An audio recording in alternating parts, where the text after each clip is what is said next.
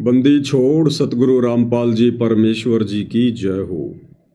परम पिता परमात्मा सारी सृष्टि के रचनहार कुल मालिक असंख्य ब्रह्मांडों के स्वामी जगत गुरु तीनों लोकों में प्रवेश करके सबका धारण पोषण करने वाले राजाधिराज आत्माधार नाथों के नाथ देवों के देव महादेव सर्वेश्वर महेश्वर मृत्युंजय अजरो अमर आदि अनादि सनातनी प्रभु जगत पिता जगदीश्वर श्री श्री 1008 की उपाधि के वास्तविक अधिकारी अकाल मूर्त सौद स्वरूपी राम वासुदेव सर्वगतम वरम परम पूज्य प्रथम पूज्य परम संत परम पुरुष परम धनी परम दयालु सत्य कबीर हक्का कबीर अल्लाहु कबीर अल्लाहु अकबर बाखबर अल्लाह ताला जगत के तारणहार जगत के मुक्तिदाता जगत के जगन्नाथ हारे के सहारे हिंदुओं के राम मुसलमानों के अल्लाह सिखों के वाहिगुरु ईसाइयों के मसीह दया के सागर दया निधि करुणा के सागर करुणा निधि स्वयंभू परिभू संकट मोचन कष्ट हरण मंगल करण दुख भंजन अविगत कबीर निर्विकार निर्विषम परमात्मा अलय अलेख सतगुरु आदि अनादि सतगुरु असली मर्यादा पुरुषोत्तम असली राम असली कृष्ण असली घनश्याम असली मुरारी राजाओं के राजा महाराजाओं के महाराजा शहंशाहों के शहंशाह सम्राटों के सम्राट भगवानों के भगवान अल्लाहों के अल्लाह प्रभुओं के प्रभु मसीहाओं के मसीह सच्चे वाहिगुरु बाबाओं के बाबा पीरों के पीर सेठों के सेठ जगत सेठ सावड़सा सेठ सर्वगुण संपन्न अनंत कोटि कलाओं के स्वामी अनंत कोटि ब्रह्मांडों के नायक योगियों में महायोगी ध्यानियों में महाध्यानी सिद्धों में परम सिद्ध ज्ञानियों में तत्व ज्ञानी ब्रह्म ज्ञानी महाज्ञानी परम ज्ञानी सर्वश्रेष्ठ ज्ञानी विज्ञानी युवा कबीर समरथ कबीर असमवात अमित ओजा सच्चे रहनुमा करीम अल्लाह सुभान अल्लाह दुनिया के अंतिम पैगंबर 8 सितंबर 1951 से गांव धनाना जिला सोनीपत हरियाणा भारतवर्ष की पावन भूमि पे प्रकट रियल कल की भगवान श्री नारायण साकार हरि श्री बाबा साहेब नूर अनंत परमात्मा सच्चे दरवेश सच्चे बाखबर गरीब नवाज संत श्रोमणी सतगुरु रामपाल जी परमेश्वर जी के चरण कमल में साध संगति से जुड़े हुए देश विदेश से आप और हम सभी सत्सेवक भाई बहनों का अनंत कोटि दंडवत प्रणाम। सत्साई भाई और बहनों, बहुत बड़ी दया बहुत बड़ी मेहर पूज्य गुरुदेव भगवान की परमेश्वर रामपाल जी की, जिनके शुभ आशीर्वाद से विशेष आशीर्वाद से VIP आशीर्वाद से आप और हम सभी साध संगति से जुड़ी हुई सत्सेवक आत्माएं गुरुदेव भगवान के अमर तत्व ज्ञान को आधार बनाकर अपनी आत्मा के कल्याण हेतु हर प्रकार से मर्यादाओं में रहते हुए संघर्ष करते हुए सतभक्ति मार्ग पर दृढ़ता के साथ निरंतर आगे की ओर बढ़ रहे हैं। पूज्य गुरुदेव भगवान की विशेष रजा है आप और हम सभी आत्माओं पर, जो आत्माएं गुरु को परमेश्वर मानकर ज्ञान को आधार बनाकर घर को आश्रम बनाकर वर्तमान समय 2025 में सतगुरुदेव भगवान की गैर हाजिरी में इस विधि से सतभक्ति मर्यादाओं में रहकर कर रहे हैं। भाई और बहनों, ये हमारी परीक्षा का वक्त है, हमारी परीक्षा का समय है और इस वक्त सतगुरु कुछ भी आदेश देकर आप और हमें चेक कर सकते हैं, हमें परख सकते हैं, हमारे बुद्धि विवेक को देख सकते हैं। इसलिए इस परीक्षा के समय में यदि हमने सफलता प्राप्त करनी है तो पूज्य गुरुदेव भगवान ने आश्रमों में रहकर या गांव-गांव जाकर सन 1994 से 2014 तक जो अनमोल सत्संग किए हैं और जिन सत्संगों को उन्होंने रोजाना सुनने के लिए DVD में, मेमोरी कार्ड में, मोबाइल में या टीवी चैनलों पर आते हैं, हमने केवल उन्हीं सत्संगों को वर्तमान परीक्षा के समय में सतगुरुदेव भगवान की गैर हाजिरी में अपना गुरु मानकर और ज्ञान आधार से इस भक्ति मार्ग पर एक एक कदम फूक फूक के रखना है। हमने किसी भी सेकंड पर्सन की बात को आंख बंद करके स्वीकार नहीं कर लेना है। वो सेकंड पर्सन, चाहे पूज्य गुरुदेव भगवान का कलयुगी परिवार हो, चाहे उनके बेटा बेटी भाई बंधु रिश्तेदार हों, चाहे बहुत पुराना कोई भगत हो, चाहे कोई कोऑर्डिनेटर हो, कुछ भी हो, चाहे ब्रह्मा विष्णु महेश भी क्यों ना सतगुरु से नाम उपदेश लेकर और अपने भाषण देने लग जाएं, हमने उनकी बातों को भी, उन बातों को जो बातें गुरुदेव के ज्ञान के विरुद्ध होंगी, जिन बातों का कोई सिर पैर नहीं होगा, गुरुदेव के सत्संगों के अनुसार नहीं होंगी, हमने उन बातों को बिल्कुल सिरे से खारिज कर देना है, निसंशय निर्भय होकर। तो बाकी फिर बची कौन गया जिसकी बात पे हम आंख बंद करके विश्वास कर लेंगे। तब भाई और बहनों, हम इस भक्ति मार्ग पर सफलता की ओर आगे बढ़ सकते हैं, क्योंकि पूर्ण परमात्मा कबीर साहिब स्वयं धरती पर संत रूप में प्रकट हैं। आप और हमें शास्त्र अनुकूल शत भक्ति मार्ग से जोड़ दिया है। अब हमने इस ज्ञान को आधार बनाकर मोक्ष प्राप्त करना है, मोक्ष। और उसके लिए परमात्मा ने जो नियम और मर्यादाएं बनाकर छोड़ दी हैं, हमने उनकी पालना करनी पड़ेगी। गुरुदेव ने बहुत ही अच्छा उदाहरण दिया, राम लक्ष्मण और सीता का। ये एआई तो हम लोगों के अनुसार वर्तमान में आई है, ये तो केवल एक वैज्ञानिक विधि वाली एआई है। ये एआई काल की सतयुग से चल रही है, सतयुग से ये वाली एआई। और सतलोक में भी चल ही रही थी, वहां तो सारी टेक्नोलॉजी है ही। क्योंकि जिस समय हम मूर्ख सतलोक में, और जब ये काल मनमुखी आचरण कर रहा था, तब कर रहा था एक पैर पे खड़ा होके, हम इसको देखने के लिए जाया करते थे, देखा करते थे, इसकी चर्चा किया करते थे। वाह क्या बात है, एक पैर पर खड़ा होकर इतने समय तक तपस्या, वाह भाई वाह।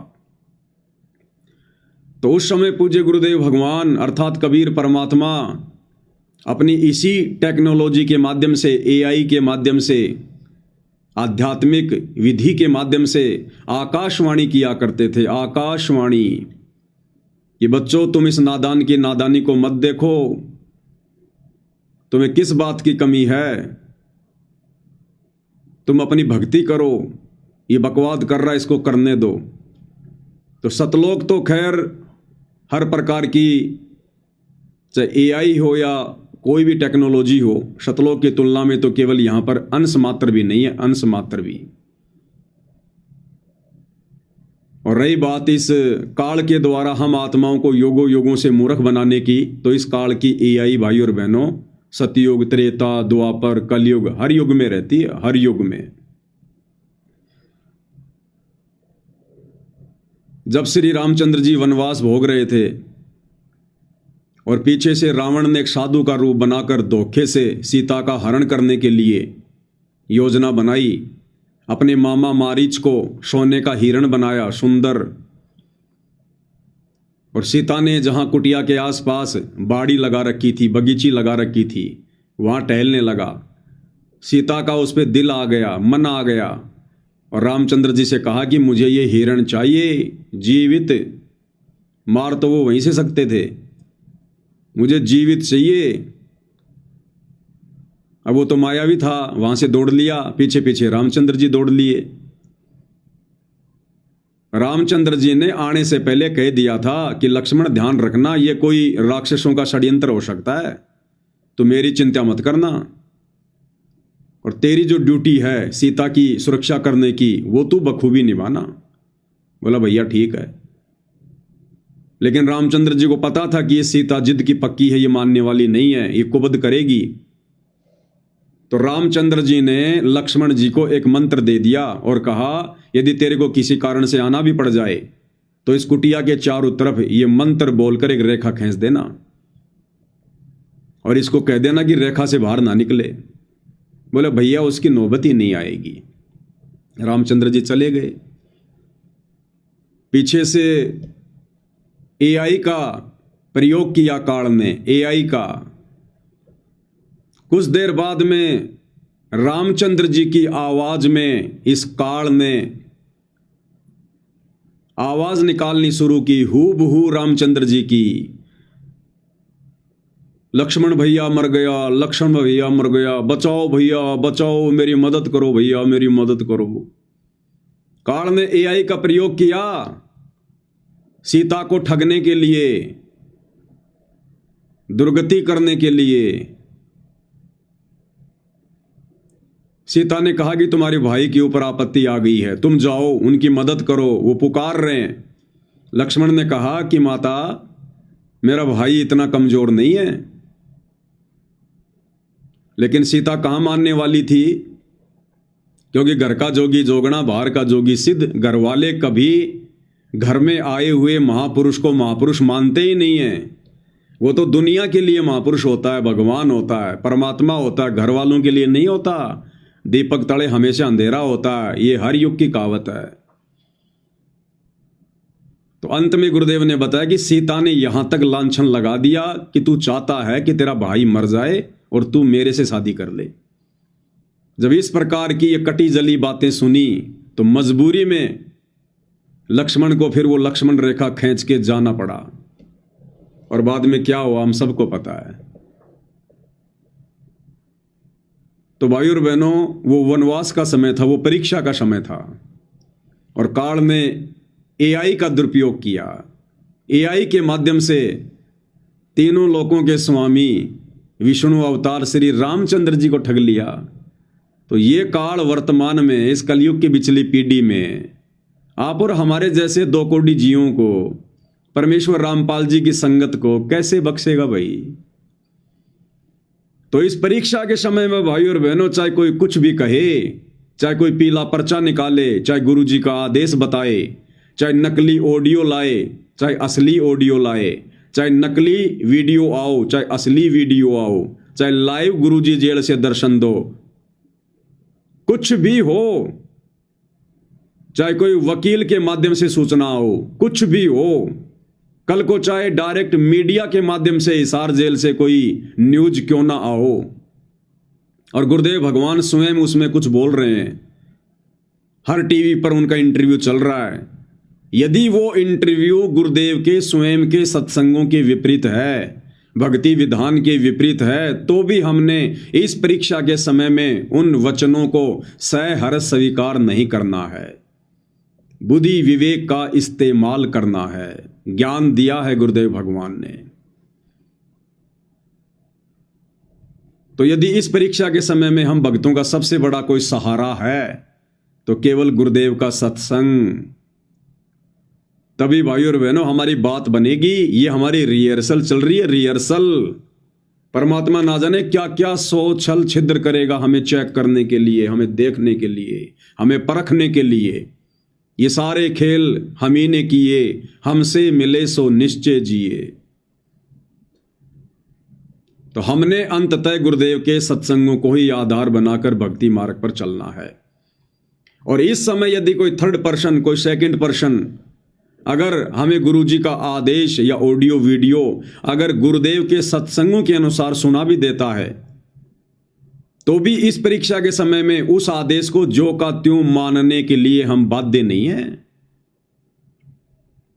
हम बाध्य नहीं है उस आदेश को मानने के लिए। यदि हमें लगता है कि यह आदेश मुझे नहीं मानना चाहिए, ये मेरे हित में नहीं है, और भले ही वो बिल्कुल सही है, ज्ञान आधार से है, और यदि हमें लगता है कि वर्तमान जीवन में मेरे लिए, मेरे हित में नहीं है, तो हम उस आदेश को मानने के लिए बाध्य नहीं है।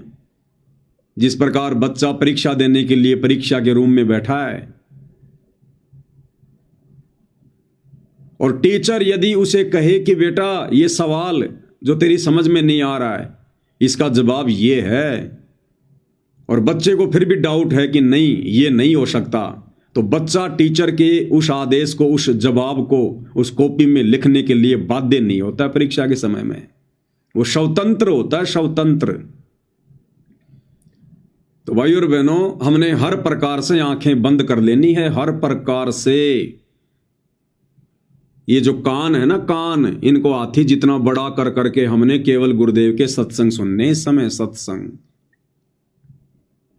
तब जाकर भाई और बहनों हम इस परीक्षा में सफलता की ओर आगे बढ़ेंगे। नहीं तो परमात्मा कहते हैं बच्चों, ये त्रिकुटी पे जाना, ये बरवाले के बस स्टैंड जाना जितना आसान नहीं है कि रिक्शा पकड़ो और 5 मिनट में पहुंच जाओगे। जोर लगेगा, जोर, जोटा। तो वर्तमान में निसंदेह हम सत्सेवक भाई बहनों पर ज्ञान आधार से इस परीक्षा के समय में उनकी गैर हाजिरी में बहुत बड़ी रजा है, बहुत बड़ी मेहर है।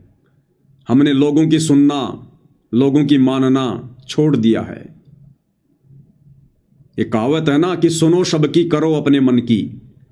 तो हम सुनते सबकी हैं, देखते सबके वीडियो हैं, सुनते सबके आदेश हैं, लेकिन हम करते वो हैं जो हमारी आत्मा हमें मंजूरी देती है, जो ज्ञान आधार से हमें उचित लगता है, हम वो करते हैं। और इस संगत ने वर्तमान में ज्ञान को आधार नहीं बनाया, इसलिए दर दर की ठोकर खाती फिर रही है, दर दर की ठोकर। हर किसी के उल्टे सीधे आदेशों को फॉलो करते हुई अपनी मर्यादाएं तोड़ रही है और निरंतर गुरुदेव भगवान की दोषी बन रही है। गुरुदेव भगवान की दोषी, उनके मिशन में भी बाधा उत्पन्न कर रही है। लगे थे भक्ति मार्ग पर मोक्ष प्राप्त करने के लिए और उल्टा गुरुदेव भगवान के मिशन में टांग अड़ा के खड़े हो गए। सिर्फ देखा देखी में चलने के कारण, भेड़ चाल अपनाने के कारण, ज्ञान को आधार ना बना पाने के कारण। तो हाल ही भाई और बहनों 25 सितंबर 2025 को जो पूज्य गुरुदेव भगवान की हिसार कोर्ट ने बेल एप्लीकेशन खारिज की है, रद्द की है, जज ने उसका क्या कारण बताया? जज ने कहा कि सामाजिक व्यवस्था को खतरा हो सकता है अगर संत रामपाल जी को जमानत दे दी गई तो। सामाजिक व्यवस्था बिगड़ सकती है अगर संत रामपाल जी को जमानत दे दी गई तो। अब भाई संत रामपाल जी तो कोई आतंकवादी नहीं है, कोई डकैत नहीं है, ऐसा उनका कोई रिकॉर्ड नहीं है। फिर जज ये किस बिहाफ पे कह रहा है कि अगर संत रामपाल जी को जमानत दे दी गई तो समाज की व्यवस्था बिगड़ सकती है, कानून की व्यवस्था बिगड़ सकती है? जज ने किस आधार पे कहा? वो जज है भाई और बहनों, जज कोई सरकारी स्कूल का चपड़ासी नहीं है जो केवल एक लिमिट में रह के अपना कार्य करता है। वो जज है, जज। वो देश दुनिया की हर खबर पर पैनी नजर रखता है। उसके पास में गुप्त एजेंसियां होती हैं, सीआईडी के लोग होते हैं उसे हर प्रकार की सूचना देने वाले। और जज ने कारण क्या बताया सतगुरु रामपाल जी की जमानत कैंसिल का? उनके भगत, संगत कि उनके भक्तों का रवैया ठीक नहीं है। आपको न्यूज़ सुनाते हैं। ये अमर उजाला का है, हिसार न्यूज। देशद्रोह केस में संत रामपाल जी को झटका। कोर्ट ने कहा जमानत देने से सार्वजनिक व्यवस्था गंभीर खतरे में पड़ सकती है। अगर संत रामपाल जी को जमानत दे दी गई तो सार्वजनिक व्यवस्था गंभीर खतरे में पड़ सकती है। गंभीर खतरे में क्यों पड़ सकती है? क्या कारण बताया जज ने? अमर उजाला, अदालत ने संत रामपाल जी की जमानत याचिका खारिज करते हुए टिप्पणी की कि आरोपी की रिहाई से सार्वजनिक व्यवस्था गंभीर रूप से खतरे में पड़ सकती है और न्याय प्रक्रिया बाधित हो सकती है। वर्चुअल पेशी के दौरान भी, वर्चुअल पेशी यानी सामान्य दिनों में सतगुरु रामपाल जी की जो तारीखें पड़ती हैं, जो पेशियां होती हैं, वर्चुअल पेशी के दौरान भी उनके अनुयायियों की बड़ी भीड़ उनकी एक झलक पाने के लिए अदालत परिसर के बाहर जमा हो जाती है। ट्रायल के दौरान देखा गया है। कौन सी ट्रायल? बरवाला कांड के बाद जब गुरुदेव भगवान को तारीखों पर हिसार कोर्ट में लाया जाता था और जिस समय इन काल प्रेरित शतलोक आश्रम मैनेजमेंट हरियाणा वालों के मनमुखी आदेश को गुरु का आदेश मानकर ये लाखों की भीड़ जो कोर्ट के आसपास जमा हो जाया करती थी, तो कहते हैं ट्रायल के दौरान देखा गया है कि कई लोगों, यहां तक कि बड़ी संख्या में महिला अधिवक्ताओं ने यानी महिला वकीलों ने इस मामले में पेश होने का विशेषाधिकार हासिल करने के लिए वकालतनामा दाखिल करने की कोशिश की है। यानी उस भीड़ का हिस्सा बनने के लिए संत रामपाल जी की महिला वकीलों ने, जो कि उनकी भगत भी हैं, उन्होंने भी वकालतनामे पेश किए हैं। सच्चाई ये है कि वर्चुअल पेशियों के दौरान रामपाल जी के दर्शन के लिए ऐसा किया गया। ऐसे में अंदाजा लगाया जा सकता है कि रामपाल जी को जमानत पर रिहा कर दिया जाता है तो कितनी बड़ी गड़बड़ी होगी। अदालत ने कहा है कि रामपाल का पिछला आचरण, जिसके कारण मौजूदा प्राथमिकी दर्ज की गई, स्पष्ट रूप से माननीय उच्च न्यायालय के आदेशों की जानबूझकर की गई अवहेलना को दर्शाता है।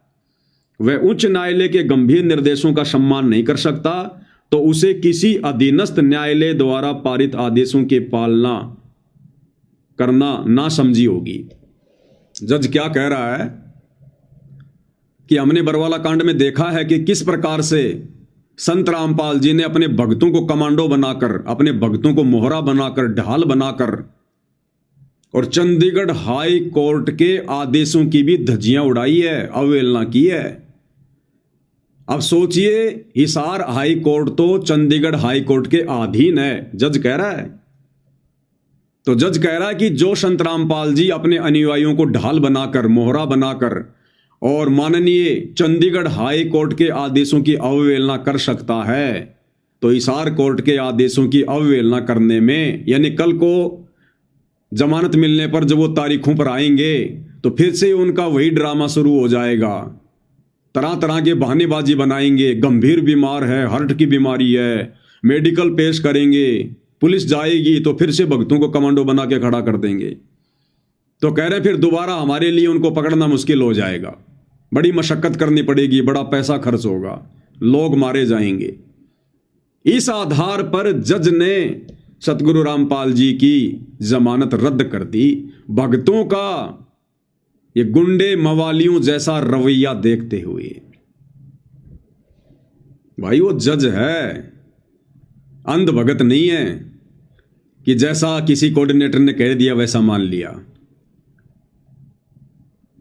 तो कौन बने बाधक? यही मूर्ख संगत, यही नादान संगत। अब तुम्हें ये बातें समझ में आएंगी कि उस समय हम सत्सेवक भाई बहन वीडियो बना बना के तुम नादान संगत वालों को हिसार की तारीखों पर जाने के लिए क्यों मना किया करते थे कि आज तुम्हारी ये नादानी, आज तुम्हारे द्वारा जो ये मूर्खता दिखाई जा रही है देखा देखी में, भेड़ चाल में, अरे तुम्हारा क्या काम है हिसार कोर्ट में? वहां तो जजों का और वकीलों का काम है। संगत कोई जज है क्या? संगत कोई वकील है क्या? या भीड़ इकट्ठा करके तुम जज को डरा दोगे? इस प्रकार से जमानत मिलती है क्या? कितना समझाया करते थे हम सत्सेवक वीडियो बना बना के, भाई ये मूर्खता मत करो। ये सतलोक आश्रम वाले काल प्रेरणा से तुम लोगों को हिसार की तारीखों पर भेजकर गुरुजी के लिए मुसीबतें पैदा कर रहे हैं, मुसीबतें। और देख लो आज वही हो गया। आज तुम भक्तों की उन्हीं भीड़ को देखते हुए उस जज की आंखों में आज भी वो भीड़ दिखाई देती है, आज भी जो ये नादान संगत तारीखों पर जाया करती थी वो भीड़ जज को दिखाई देती है जब भी जमानत देने का समय आता है। और इसी भीड़ को देखकर, संगत की इसी नादानी को देखकर, जो नादानी संगत ने दिखाई थी, हम सत्सेवकों के लाख बार मना करने के बावजूद भी, लेकिन उस समय तो हमें मूर्ख समझा करते थे कि ये तो मूर्ख हैं, पागल हैं, गुरुद्रोही हैं। आज देख लो तुम कितने बड़े दोषी बन के खड़े हो गए अपने भगवान के, कितने बड़े पापी हो तुम। आज तुम लोगों की वजह से, तुम्हारी उस नादानी की वजह से आज गुरुदेव भगवान बारंबार जमानत याचिका लगवाते हैं लेकिन कैंसिल हो जाती है और हिसार जेल में बैठने को मजबूर हैं संगत की मूर्खता के कारण। ये रीजन बताया जज ने, तुम्हारी आंखों के सामने है, आंखों के सामने। और कोई रीजन बताया हो तो पूछ लो अपने कोऑर्डिनेटरों से, पूछ लो सतलोक आश्रम वालों से, गुरुदेव के बेटा बेटी भाई बंधु रिश्तेदारों से कि भाई कम से कम हमें यह तो बता दो, सच तो बता दो, गुरुजी हमारे भी तो कुछ लगते होंगे, क्या हमें सच जानने का अधिकार नहीं है कि गुरुदेव भगवान की जमानत याचिका किस कारण से खारिज हुई है? क्या तुम्हारा अधिकार नहीं है पूछने का? क्या सतगुरु रामपाल जी तुम्हारे गुरु नहीं है? अरे जो तुम इशार की तारीखों पर जाना अपना अधिकार समझा करते थे, तो क्या आज उनकी जमानत क्यों खारिज हुई है यह जानना तुम्हारा अधिकार नहीं है? तुम्हें टपका भी नहीं बताएंगे, टपका भी ये क्या होता है। और ज्यादा जोर जबरदस्ती की तो भाई ये भगत नहीं है, ये गुंडे हैं, गुंडे। तुम्हारी खोपड़ी के बाल उड़ा देंगे ये। इनको भगत समझने की गलती मत कर लेना कभी। भगत के भेष में भेड़िए हैं ये, भेड़िए। तो क्या तुम्हारा अधिकार नहीं है इन लोगों से पूछने का? पूछा कभी किसी ने आज तक कि गुरुजी की जमानत क्यों कैंसिल हो गई? तुम्हें तो यहां तक सूचना नहीं दी गई कि गुरुजी की जमानत कैंसिल हो गई, क्यों हुई ये तुम्हें कहां से बताएंगे? और तुम इनके न्यूज चैनल को सब्सक्राइब करवाने के लिए गांव गांव जो है वो डोल रहे थे, घूम रहे थे, तुम भटक रहे थे। किसान न्यूज चैनल को सब्सक्राइब करो, बस यही न्यूज चैनल है दुनिया में जो सच दिखाएगा। अरे तो भक्तों को भी सच नहीं दिखा रहा, जगत को क्या खाक दिखाएगा? तो आज तुम संगत वालों की मूर्खता के कारण गुरुदेव भगवान ने एक बार फिर से हिसार जेल में बैठने को मजबूर हैं। तुम दोषी बन रहे हो, दोषी। ये काल तुम्हें दो तरफा खा रहा, दो तरफा। एक तरफ तो इन आश्रम वालों में कुप्रेरणा करके, इनकी बुद्धि भ्रष्ट करके और तुम्हारे से भक्ति विरुद्ध कुकर्म करवा के, राजनीति जैसे घटिया कर्म करवा के, आन उपासना में सहयोग करवा कर एक तरफ तो तुम्हारी वहां कर्म फोड़ रहा है और दूसरी तरफ गुरुदेव भगवान की जमानत में बाधा उत्पन्न करवाकर तुम्हें दो प्रकार से ठग रहा है ये काल, दोनों साइड से। और तुम सतलोक जाने की उम्मीद कर रहे हो। तुम नादान संगत वालों ने तो गुरुदेव भगवान को हिसार जेल में खून के आंसू रुलाए, खून के आंसू। इसीलिए वो परमात्मा बाहर नहीं आ रहा, क्योंकि ये मूर्खता तुम अब भी नहीं छोड़ रहे, अब भी नहीं छोड़ रहे तुम।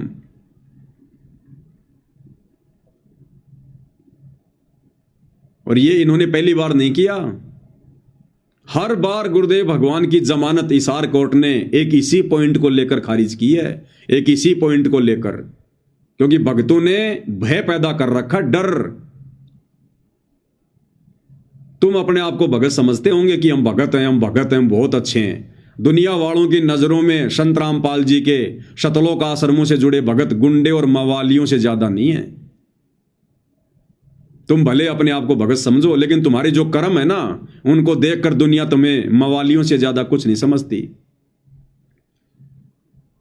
तो इसी प्रकार 2018 में जब पूज्य गुरुदेव भगवान की जमानत लगाई गई, उस समय भी हिसार कोर्ट के जज ने यही कहकर जमानत खारिज कर दी कि रामपाल जी कोई आतंकवादी नहीं है। यानी गुरुदेव को दोषी नहीं बता रहे जज, गुरुदेव की कोई गलती नहीं बता रहे जज। जजों ने तो यहां तक कहा कि रामपाल जी कोई आतंकवादी नहीं है, हम तो मानवता के नाते उनको जमानत देना चाहते हैं, लेकिन उनके भक्तों का रवैया ठीक नहीं है। आपको सन 2018 की वो न्यूज सुना देता हूं, ये आपकी आंखों के सामने है। चाकर भी हाई कोर्ट ने रामपाल को नहीं दी जमानत। चंडीगढ़ हाई कोर्ट में जमानत लगाई गई थी 2018 में। कब लगाई थी? जब पूज्य गुरुदेव भगवान की मुंह बोली माता इंद्रो देवी का निधन हो गया था और सतलोक आश्रम मैनेजमेंट हरियाणा वालों ने यह दलील पेश करके कि साहब भारतीय संस्कृति के अनुसार जो बड़ा बेटा होता है वो माता पिता की जो वो चिता होती है उसको आग देता है, तो इस बिहाफ पे आप संत रामपाल जी को कुछ दिनों की जमानत दीजिएगा। और भाई और बहनों, दुनिया का कोई भी कोर्ट बड़ी आसानी से उसके पिता को अग्नि देने के लिए या उसकी माता की चिता को अग्नि देने के लिए बड़ी आसानी से जमानत देगा। अगर परमानेंट जमानत नहीं देगा तो पुलिस की कस्टडी में उसको शमशान घाट लेकर जाएगा। और ये जो संस्कार है, जो ये चला आ रहा था एक परंपरा के तहत, इसको जरूर सरकार पूरा करवाती है। लेकिन इतनी छूट भी नहीं दी गई संत रामपाल जी को, इतनी छूट भी क्यों? भक्तों के रवैयों को देखकर, भक्तों की नादानी और मूर्खता को देखकर। और उस समय क्या किया था भक्तों ने पता तुम्हें? अभी तुम लोग नए नए जुड़ते हो, कोई 2 महीने, कोई 6 महीने, कोई 2 साल, और अपने कोऑर्डिनेटरों की बातों में आके फुदकते रहते हो। तुम्हें कुछ नहीं पता हिस्ट्री का, ना तुम्हें बरवाला कांड का पता, ना इन लोगों के घटिया मंसूबों का पता, ना तुम्हें कोई ज्ञान आधार। एक चीज जानते हो, गुरुद्रोही गुरुद्रोही गुरुद्रोही गुरुद्रोही। इसके अलावा दूसरी कोई वाणी आती है तुम्हें परमात्मा की? एक तरफ तो इन सतलोक आश्रम मैनेजमेंट हरियाणा वालों ने हाई कोर्ट में संगत को यह दिखाने के लिए, संगत से ज्योति पाठ और दान का पैसा वकीलों के नाम पर हड़पने के लिए, जमानत के नाम पर हड़पने के लिए, एक तरफ तो चंडीगढ़ हाई कोर्ट में जमानत लगा रहे हैं। और जमानत क्या कहकर लगा रहे हैं कि उनकी माताजी का देहांत हो गया और उनकी माताजी को अंतिम संस्कार में संत रामपाल जी ने अग्नि देनी है। ठीक है, लगा दी याचिका, कोर्ट भी बैठ गया। कोर्ट ने कहा भैया ठीक है, कल फैसला करेंगे। माताजी की बॉडी को डीप फ्रिज में लगा दिया गया, बर्फ में लगा दिया गया एक रात के लिए, क्योंकि कोर्ट का फैसला दूसरे दिन शुक्रवार को आना था। 2018 22 अप्रैल की बात है ये। 23 अप्रैल को फैसला आना था। रात को बॉडी को डीप फ्रिज में लगा दिया गया और कोर्ट ने साफ मना कर दिया था कि भीड़ इकट्ठा नहीं होनी चाहिए। उसके बावजूद सतलोक आश्रम सिंहपुरा में, रोहतक में, उस समय धनाना नहीं बना था, सतलोक आश्रम में और सोनीपत में कई हजारों की संख्या में संगत को इकट्ठा कर लिया गया।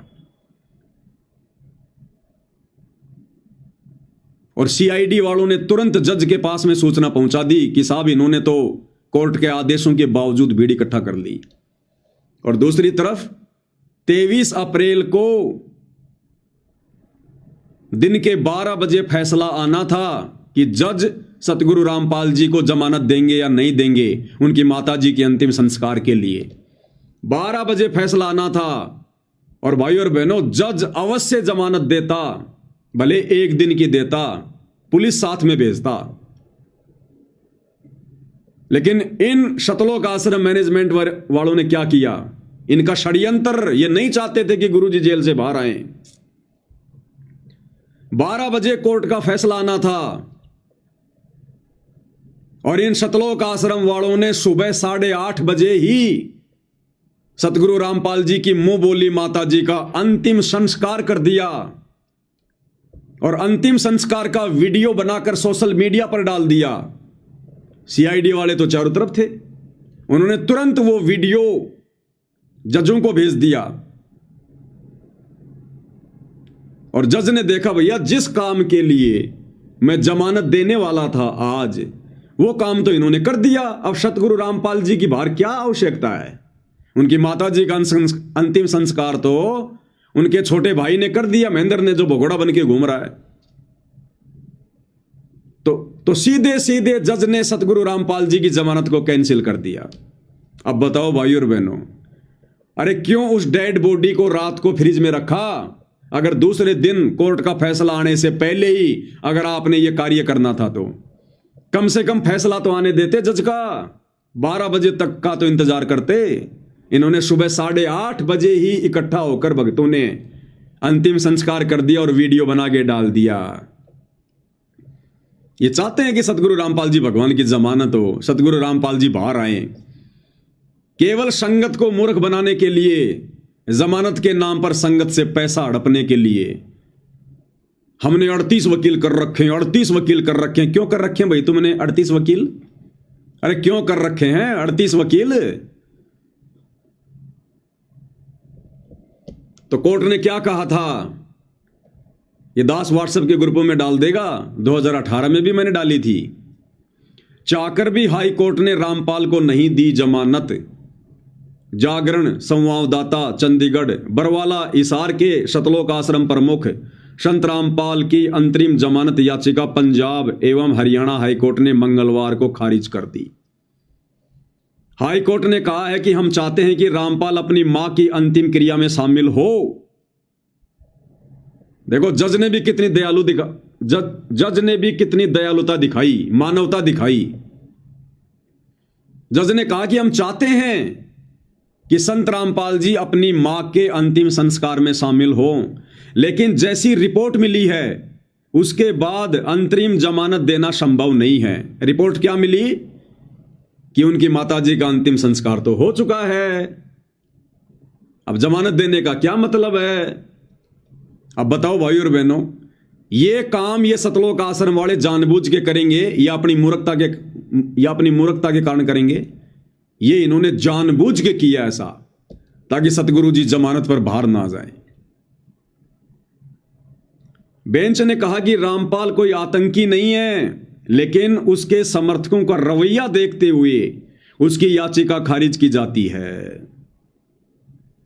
उनके समर्थकों का रवैया देखते हुए, जो हिसार की तारीखों पर जाया करते थे ना, तुम भीड़ जमा किया करते थे, कानून व्यवस्था में बाधा उत्पन्न किया करते थे, रोडें जाम हो जाती थी, गुरुदेव भगवान को जेल से कोर्ट में लाने में प्रशासन को परेशानी होती थी, कितनी पुलिस लगानी पड़ती थी, जनता कितनी दुखी हो जाती थी। क्या तुम जज थे? तुम वकील थे जो तुम गुरुजी की जमानत करवाने जाया करते थे, या तुम कोई फैसला देने जाया करते थे? काम क्या था वह भक्तों का? भक्तों के कारण है। लेकिन उसके समर्थकों का रवैया देखते हुए उसकी याचिका खारिज की जाती है। हुआ ये कि सुनवाई शुरू होते ही, यानी जब 11 बजे कोर्ट में जज बैठा सुनवाई के लिए कि जमानत देनी है या नहीं देनी है, हुआ ये कि सुनवाई शुरू होते ही प्रदेश के पुलिस महानिदेशक डीजीपी और सोनीपत के पुलिस अधीक्षक एसपी दोनों पेश हुए। दोनों ने बताया कि उनके पास में इंटेलिजेंसी से कुछ सूचनाएं आई हैं, हम इन सूचनाओं को चैम्बर में दिखा सकते हैं। हरियाणा का डीजीपी और सोनीपत का एसपी, उन्होंने कोर्ट में जज को कहा कि हमारे पास में कुछ गुप्त रिपोर्ट हैं, हम आपको चैम्बर में दिखाएंगे।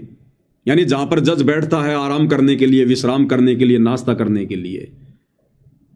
तो फैसला देने से पहले हरियाणा का डीजीपी और सोनीपत का एसपी जज के पास में चैम्बर में चले जाते हैं। इस पर बेंच के दोनों जज डीजीपी के साथ चैम्बर में चले गए। वापस आने के बाद बेंच ने फैसला सुरक्षित रख लिया। करीब 4:30 बजे बेंच ने फैसला सुनाया कि रामपाल को राहत नहीं दी जा सकती।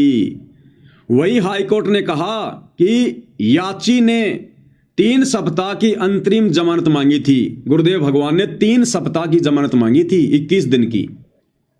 लेकिन राज्य सरकार ने उस पर चल रहे मामलों के ट्रायल के दौरान उसके अनुयायियों की भीड़ द्वारा उत्पात का जिक्र किया। इसके साथ ही प्रदेश सरकार ने पाठ के स्थान को बदलने की बात कही। इन्होंने सोनीपत में पाठ रख दिया, पाठ, और पाठ के नाम पर इन लोगों ने मूर्ख संगत को इकट्ठा कर लिया जब गुरुजी की जमानत होनी थी। यह अखबार की न्यूज है भाई और बहनों, जजों को क्या पता पाठ क्या होता है। लेकिन सारी सूचना डीजीपी ने, गुप्तचर विभाग ने पूरी सूचना दी। इन लोगों ने जानबूझकर बकवाद करी, पाठ रख दिया सतगुरु रामपाल जी की माता जी की आत्मा की शांति के लिए, और संगत को इकट्ठा कर लिया। क्योंकि पाठ का पैसा कौन देगा? संगत देगी।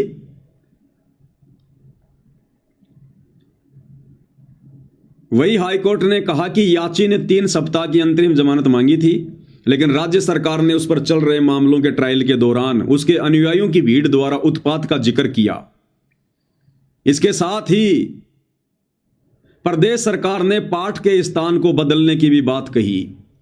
डीजीपी बोले समर्थकों को संभाल पाना मुश्किल होगा, क्योंकि बरवाला कांड में भगतों का रवैया देख रखा था इन लोगों ने, कैसे पुलिस वालों पे पत्थर मार रहे थे, पेट्रोल बम फेंक रहे थे, बंदूकें ले लेके, काले कपड़े पहन के, कमांडो बन के। तो डीजीपी ने कहा कि साहब इनके भगतों को संभालना बड़ा मुश्किल होगा।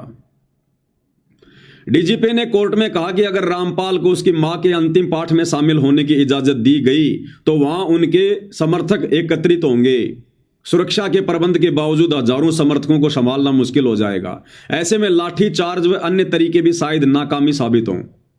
रामपाल के अनुयायियों ने एक लंबे समय से रामपाल को नहीं देखा है, वे उसकी एक झलक के लिए हिंसक हो सकते हैं, यानी वो गुंडागर्दी कर सकते हैं, अपना आपा खो सकते हैं। सही कह रहे हैं ये लोग, क्योंकि इन्होंने बरवाला कांड में देखा है कि भगत किस प्रकार से हिंसक हो गए थे, अपना आपा खो के किस प्रकार से लड़ाई झगड़ा कर रहे थे।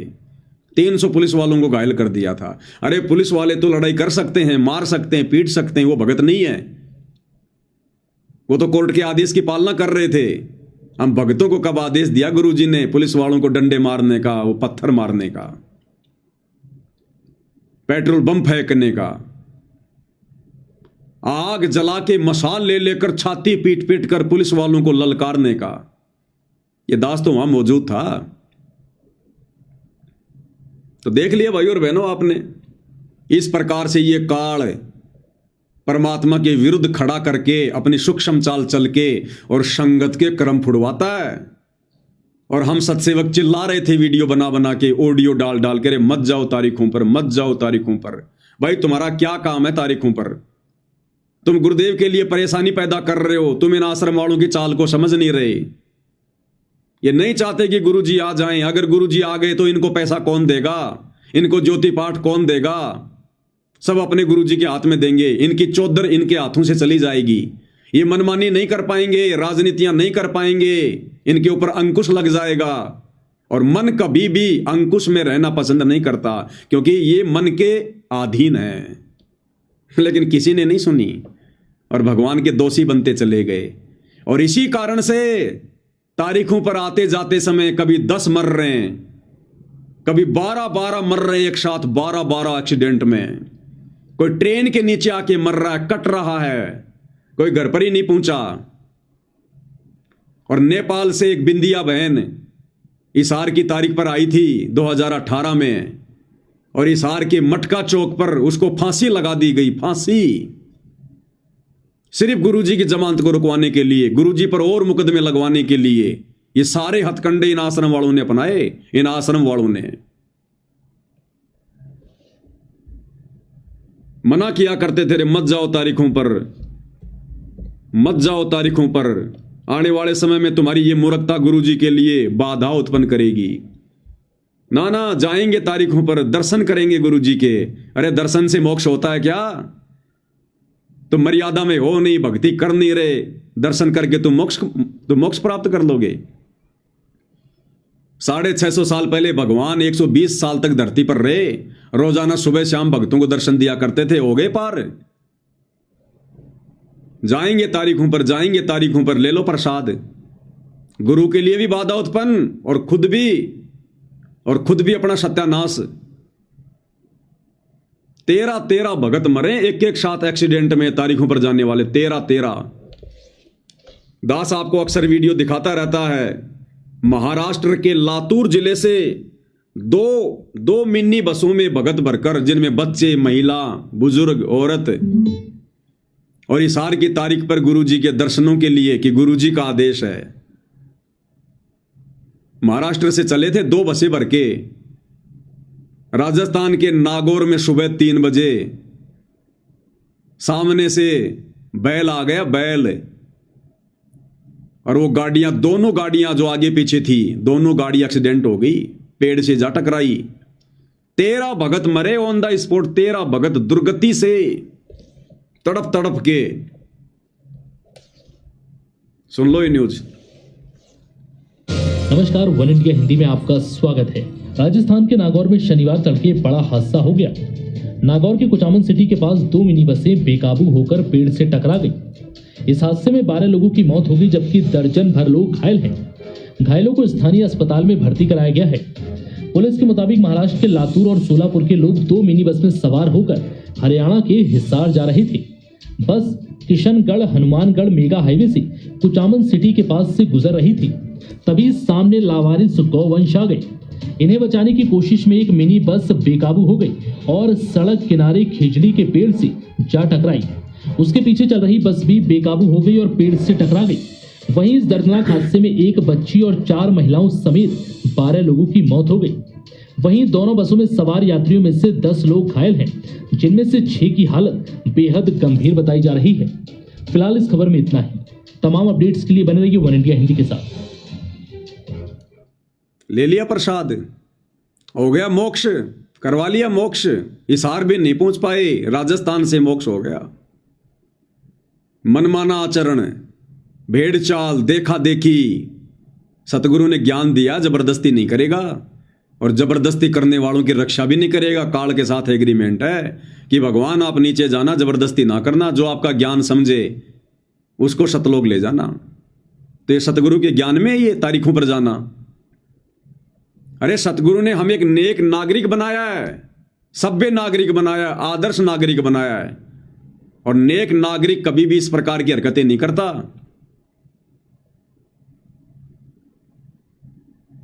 हमारी ये कविता बहन है, ये कह रही है कि 2019 में भिवानी आश्रम में सब्जी बनाते समय 2 भगत भाई सब्जी में डूबकर मर गए। ये कमेंट्स में पढ़ लो। संगति कह रही है जो उस समय उन आश्रमों में जाया करती थी।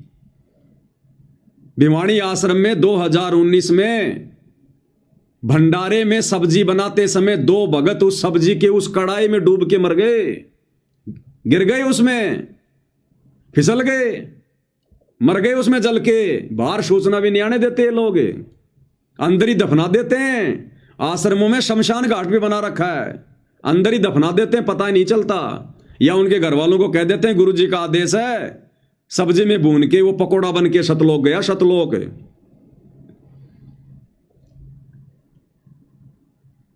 दूसरा कमेंट्स कर रही है ये कविता बहन, भिवानी से हिसार जाते समय तारीख पर ऑटो पलटने से कई बार दुर्घटना हो चुकी है।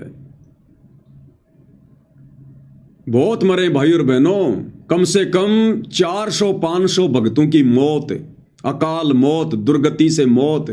2014 बरवाला कांड के बाद 2014 से 2019 तक, जब तक ये कोरोना नहीं आया था, 2020 तक, इन आश्रम वालों के मनमाने आदेशों की वजह से हिसार तारीखों पर, रोहतक तारीखों पर आने जाने वाले कम से कम 400-500 भक्तों की अकाल मौत हो चुकी है।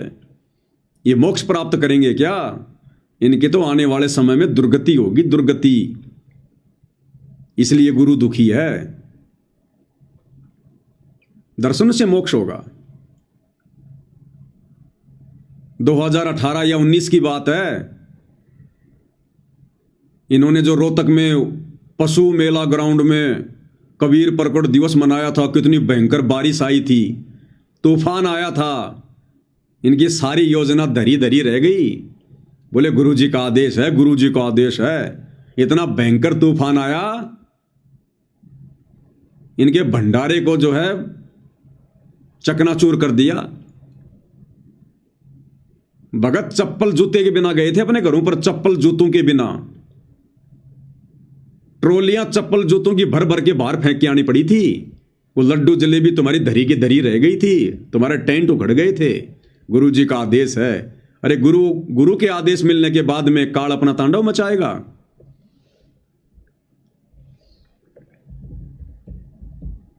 मेरे पास वीडियो होगा तो आपको दिखाता हूं मैं।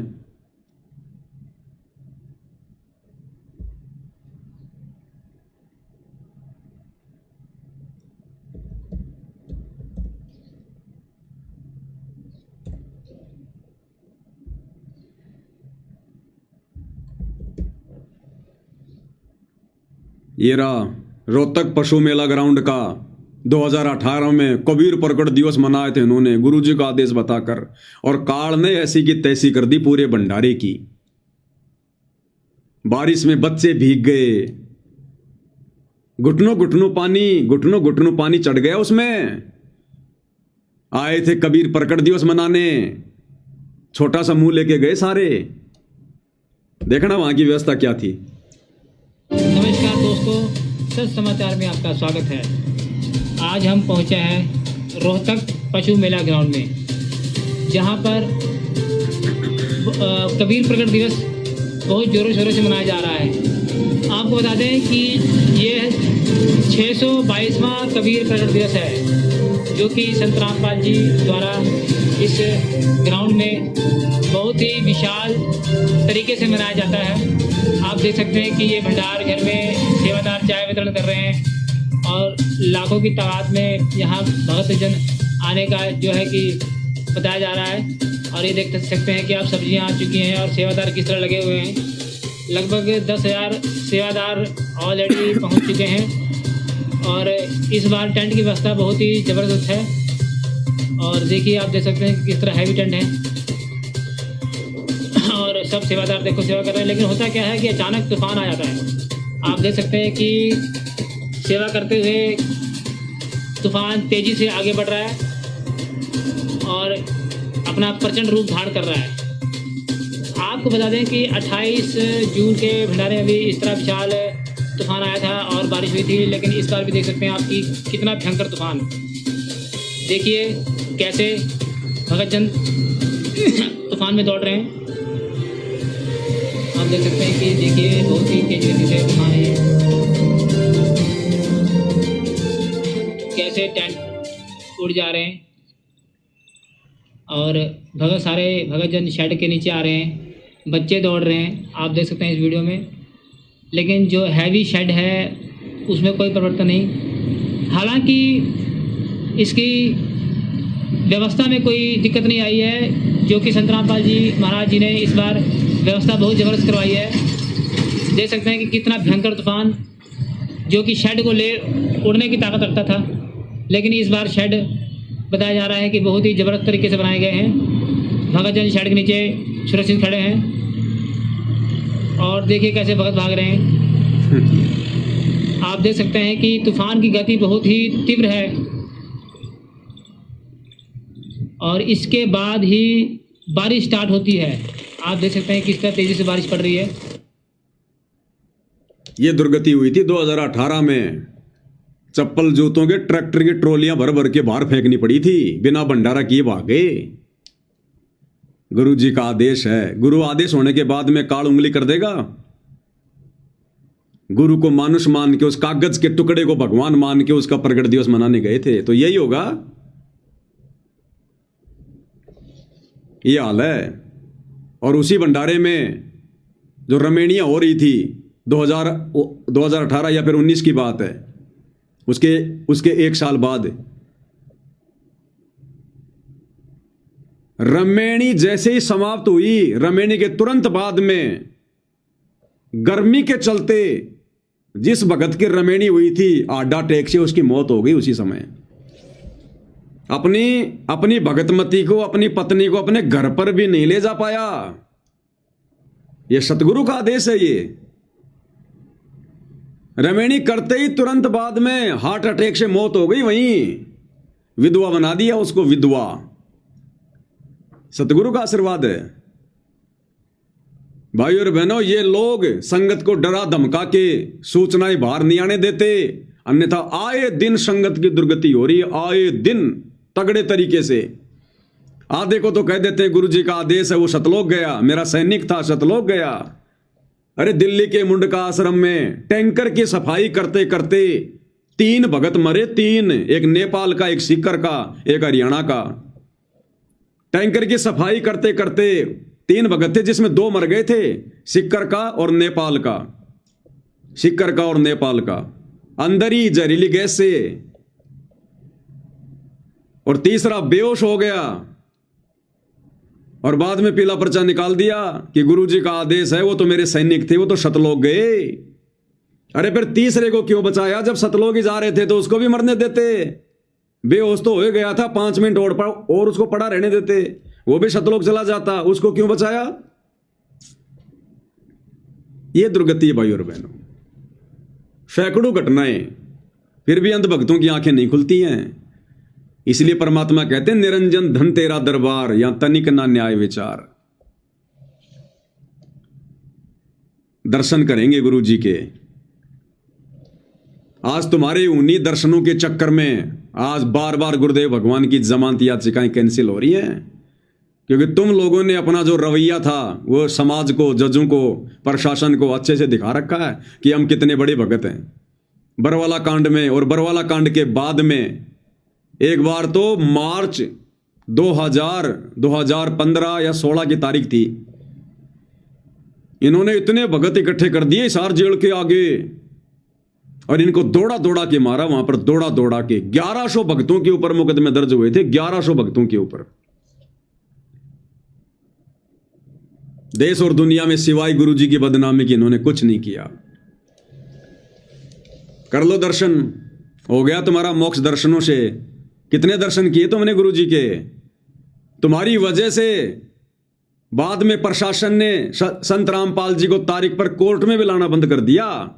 जेल में ही तारीखें होने लग गई, जेल में ही। कर लो दर्शन। सत्संग नहीं सुने भाई, ये ज्ञान की कमी है, ज्ञान की कमी। ये झंडूपना वही कर सकता है जिसने सतगुरु के ज्ञान को नहीं समझा। तो सतगुरु के परिवार ने तो ज्ञान को कभी समझा ही नहीं, उनको तो छींट भी नहीं है। और तुमने उन लोगों को महाज्ञानी मानकर उनको फॉलो करना शुरू कर दिया, तो क्या होगा?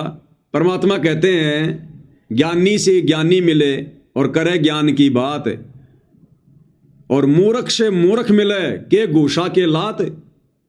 तो दोनों तरफ मूर्ख पैदा हो गए, आश्रम वाले भी और आश्रमों के पीछे लगी हुई संगत भी। तो घूसे और लात ही चले, और वही चल रहे हैं अभी तक। और गुरुदेव भगवान ने क्या बताया सत्संगों में कि दर्शनों से मोक्ष नहीं होता है।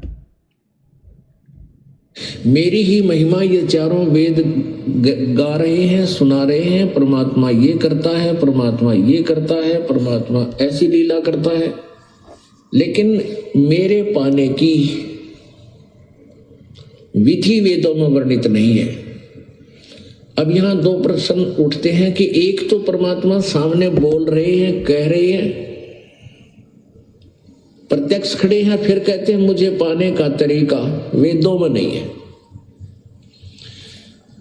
अब इससे क्या सिद्ध होता है कि परमात्मा के दर्शन कर लेने से मोक्ष नहीं, परमात्मा के द्वारा दिए गए उस भक्ति की कमाई करने से मोक्ष होगा।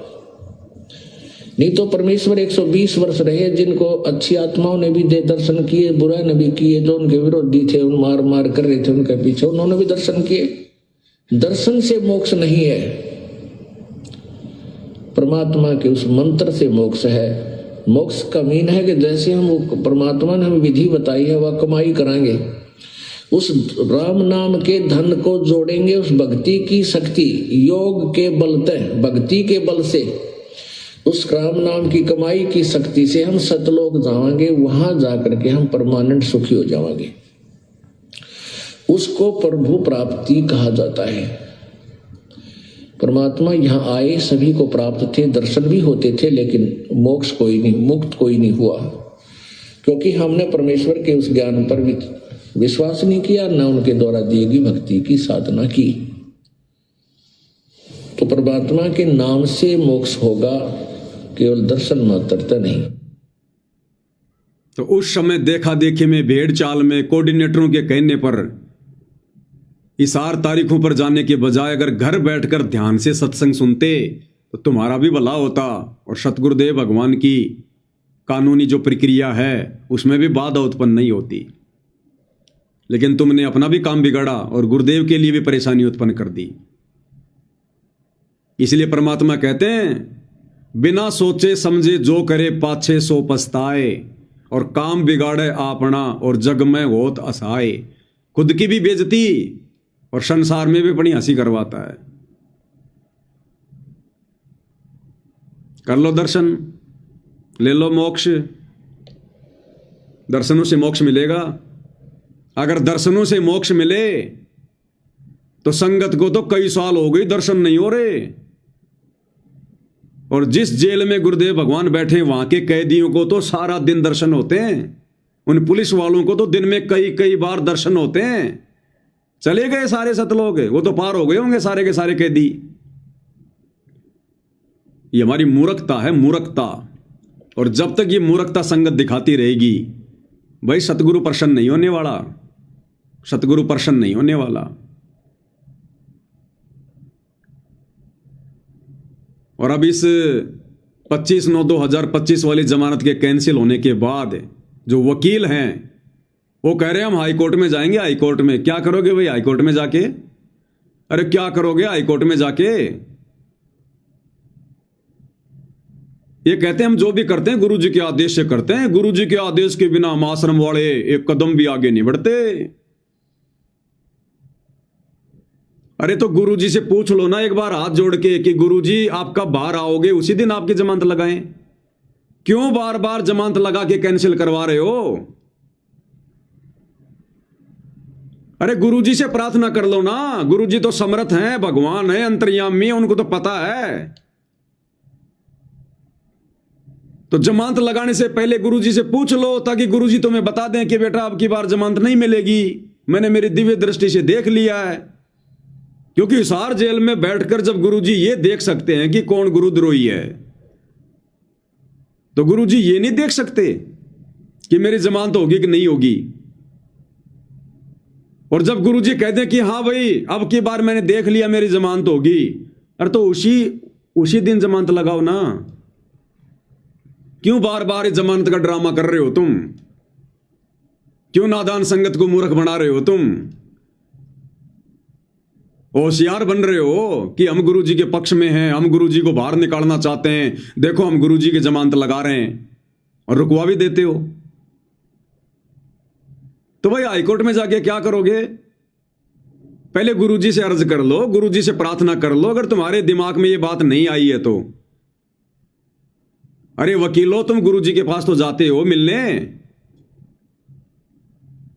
संगत को कहा जाता ना कि आज वकीलों की मिलाई थी, गुरुजी ने वकीलों के माध्यम से यह आदेश भेजा है।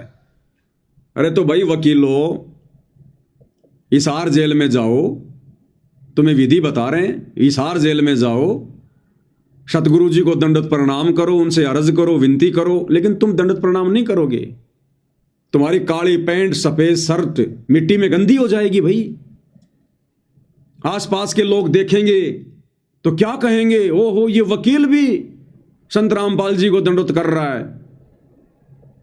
संत रामपाल जी के मुकदमों में ज्यादातर उनके भगत वकील हैं, और जब जेल में मिलने जाते हैं दंडवत तक नहीं करते, दंडवत तक शर्म के मारे। तो भैया अगर उनको प्रसन्न करना है तो गीता जी अध्याय 4 श्लोक 34 में लिखा है कि सर्वप्रथम आधीनी से उस तत्वदर्शी संत को दंडवत कर, झुक के प्रणाम कर, तब तुझे वो तत्व ज्ञान का उपदेश करेंगे, तब तुझे कोई मार्गदर्शन देंगे। तो दंडवत प्रणाम करो जाके और अर्ज करो कि हे परमेश्वर, आप कब दया कर रहे हैं बाहर आने की? परमात्मा उसी समय हम जमानत लगाएं, वरना बार बार कैंसिल हो रही है। तो जब गुरु जी कह दें कि बच्चों फला फला दिन तुम मेरी जमानत लगाओ, इस समय जमानत हो जाएगी, बहुत अच्छी बात है। क्योंकि 7 वचन पलटे नहीं, चाहे पलट जाए ब्रह्मांड, सतगुरु के वचन तो फैल हो ही नहीं सकते। और तुम ये कहते हो कि हम तो हर बार गुरु जी से पूछ के जमानत लगाते हैं, तो फिर संत के वचन कैसे फैल हो रहे हैं भाई? फिर संत के वचन कैसे फैल हो रहे हैं? फिर जमानत कैसे कैंसिल हो रही है? जज परमात्मा से बड़ा हो गया क्या? सारे काम तुम मनमुखी रूप से करते हो, गुरु को मानुष मान के।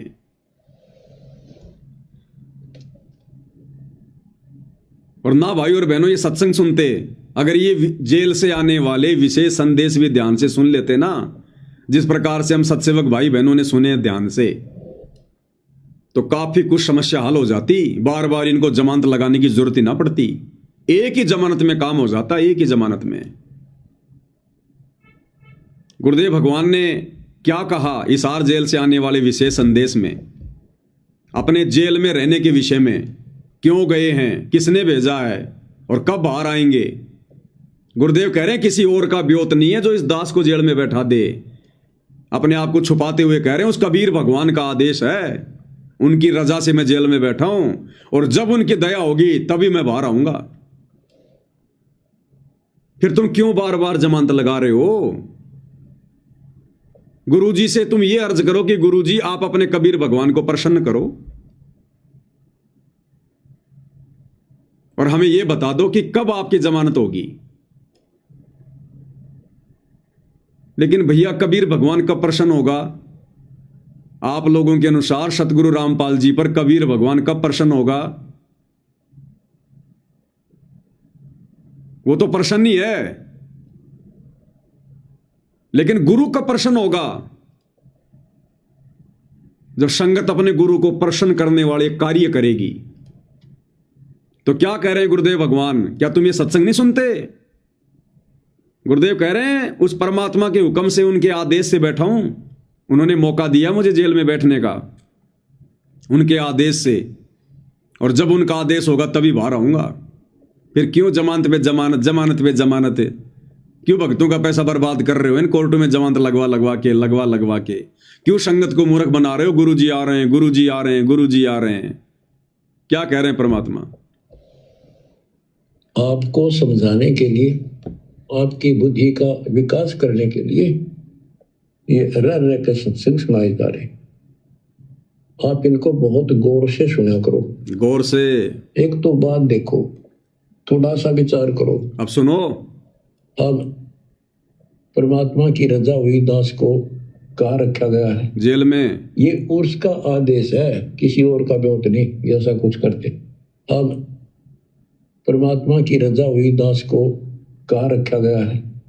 ये उर्स का आदेश है, किसी और का ब्योत नहीं। ऐसा कुछ करते। अब परमात्मा की रजा हुई दास को कहाँ रखा गया है? जेल। ये उर्स का आदेश है, किसी और का ब्योत नहीं। ऐसा क्या कह रहे हैं गुरुदेव भगवान? ये उसका आदेश है, अपने आप को छुपा कर कह रहे हैं कि उस कबीर भगवान का आदेश है, किसी और का ब्योत नहीं है। यानी किसी और की औकात नहीं है, ना किसी जज की, ना किसी प्रशासन की, जो उनको जेल में बैठा दे। कह रहे हैं ये उनका आदेश है, किसी और का ब्योत नहीं है, किसी और की औकात नहीं है जो ऐसा कर दे। अरे तो आश्रम वालों, गुरुजी से प्रार्थना करो कि गुरुजी आप अपने कबीर भगवान से पूछो, फिर आपकी जमानत कबीर भगवान कौन से दिन करवाएंगे, और आप हमें बताओ, फिर उसी दिन हम जमानत लगा दें। अब उसी की कृपा से आपको प्रिय अमृत वर्षा कराई जा रही है। और कहां से हो रही है? कदे सपने भी ना लेना इन बातों के। और ये ज्यादा नहीं हुआ करती। और इसमें भी आना का नहीं रखते हो, सत्संग सुनने में आलस करते हो, टाइम नहीं है, काम हो गया था, तो फिर अभी आप बहुत कच्चे हो, बहुत कच्चे हो। कच्चा हीरा करते हुए नहीं सह गणमार, ऐसा एक यौमन हो रहे तो लेखा ले करतार। तो इसलिए आपको पक्का हीरा बनाने के लिए ये सत्संग सुनाया जाता है। अरे कम से कम ये हिसार जेल वाले विशेष संदेश ही सुन लेते भाई। आश्रम वालों, तो तुम्हें बार बार जमानत लगाने की जरूरत नहीं पड़ती। सत्संग में गुरुदेव ने क्लियर कर दिया कि दास को कहां रखा गया है। यानी जेल का नाम तो नहीं लेंगे गुरुदेव, क्योंकि जेल से आ रहे सत्संग, कि दास को कहां रखा गया है। तो आप और हमें पता कि कहां रखा गया है, और कह रहे हैं ये उसका आदेश है। अपने आप को छुपा कर कह रहे हैं गुरुदेव भगवान कि ये उस कबीर भगवान का आदेश है, किसी और का ब्योत नहीं है जो ऐसा कर दे।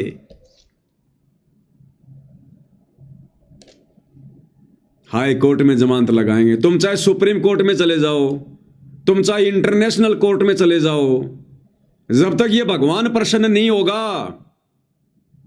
और भगवान प्रसन्न होगा भक्तों की भक्ति देखकर, भक्तों की मर्यादा देखकर, उनका आचरण देखकर, उनका भक्ति भाव देखकर। और तुम इन चीजों के आसपास भी नहीं हो आश्रम वालों, आसपास भी। तो कैसे भगवान अपनी जमानत के लिए जज को प्रेरणा कर देगा? नहीं करेगा। तो शिक्षा लो, सबक लो, मोक्ष के लिए जुड़े हो, राजनीति के लिए नहीं जुड़े हो। अगर सतगुरु रामपाल जी के मार्ग में उपदेश लेकर अगर यही बकवाद करनी थी तो फिर क्यों जुड़े? ये बकवाद तो दूसरे संतों के मार्ग में भी चलती है, ये वही कर लेते बैठ के। संत की बदनामी करके और पाप जमा करने क्यों आ गए भाई? यहां तो वो उपदेश ले जो भक्ति करे, जो भगवान को प्रसन्न करे, जो ज्ञान को आधार बनावे। तुमने तो आधार बना लिया अपने कोऑर्डिनेटरों को, गुरुजी के परिवार को, वकीलों को, बड़े बड़े भक्तों को तुमने आधार बनाया, इन लोगों को। तो भाई इन चीजों को आधार बनाने से सौपन में भी मुक्ति नहीं हो सकती, सौपन में भी भक्तों।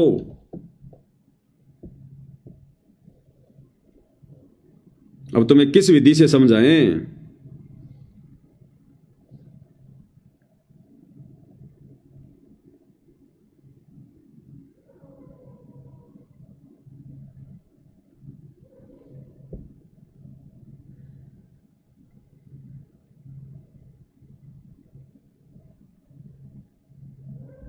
और तरीके नहीं है भाई और बहनों।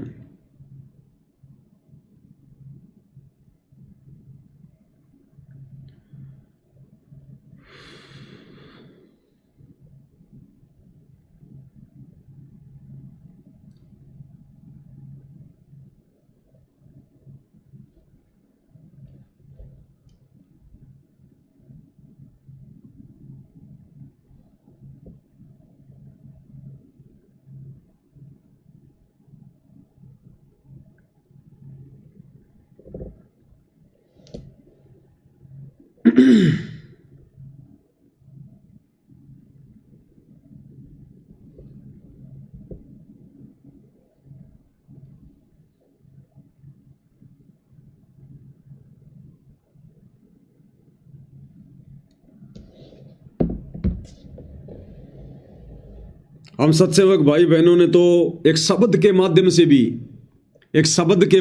भी इस नादान संगत को समझाने का प्रयास किया कि भाई भक्ति करो, बकवाद मत करो। गुरुजी आएंगे, कल को क्या मुंह दिखाओगे, क्या जवाब दोगे जब गुरुदेव भगवान पूछेंगे कि मेरी गैर हाजिरी में तुमने क्या किया, भक्ति करी या बकवाद करी। कबीर साईं मिल लेंगे, पूछेंगे कुशलात, आदि अंत की सब कहूं अपने दिल की बात। अरे क्या मुंह लेकर खड़े होगे?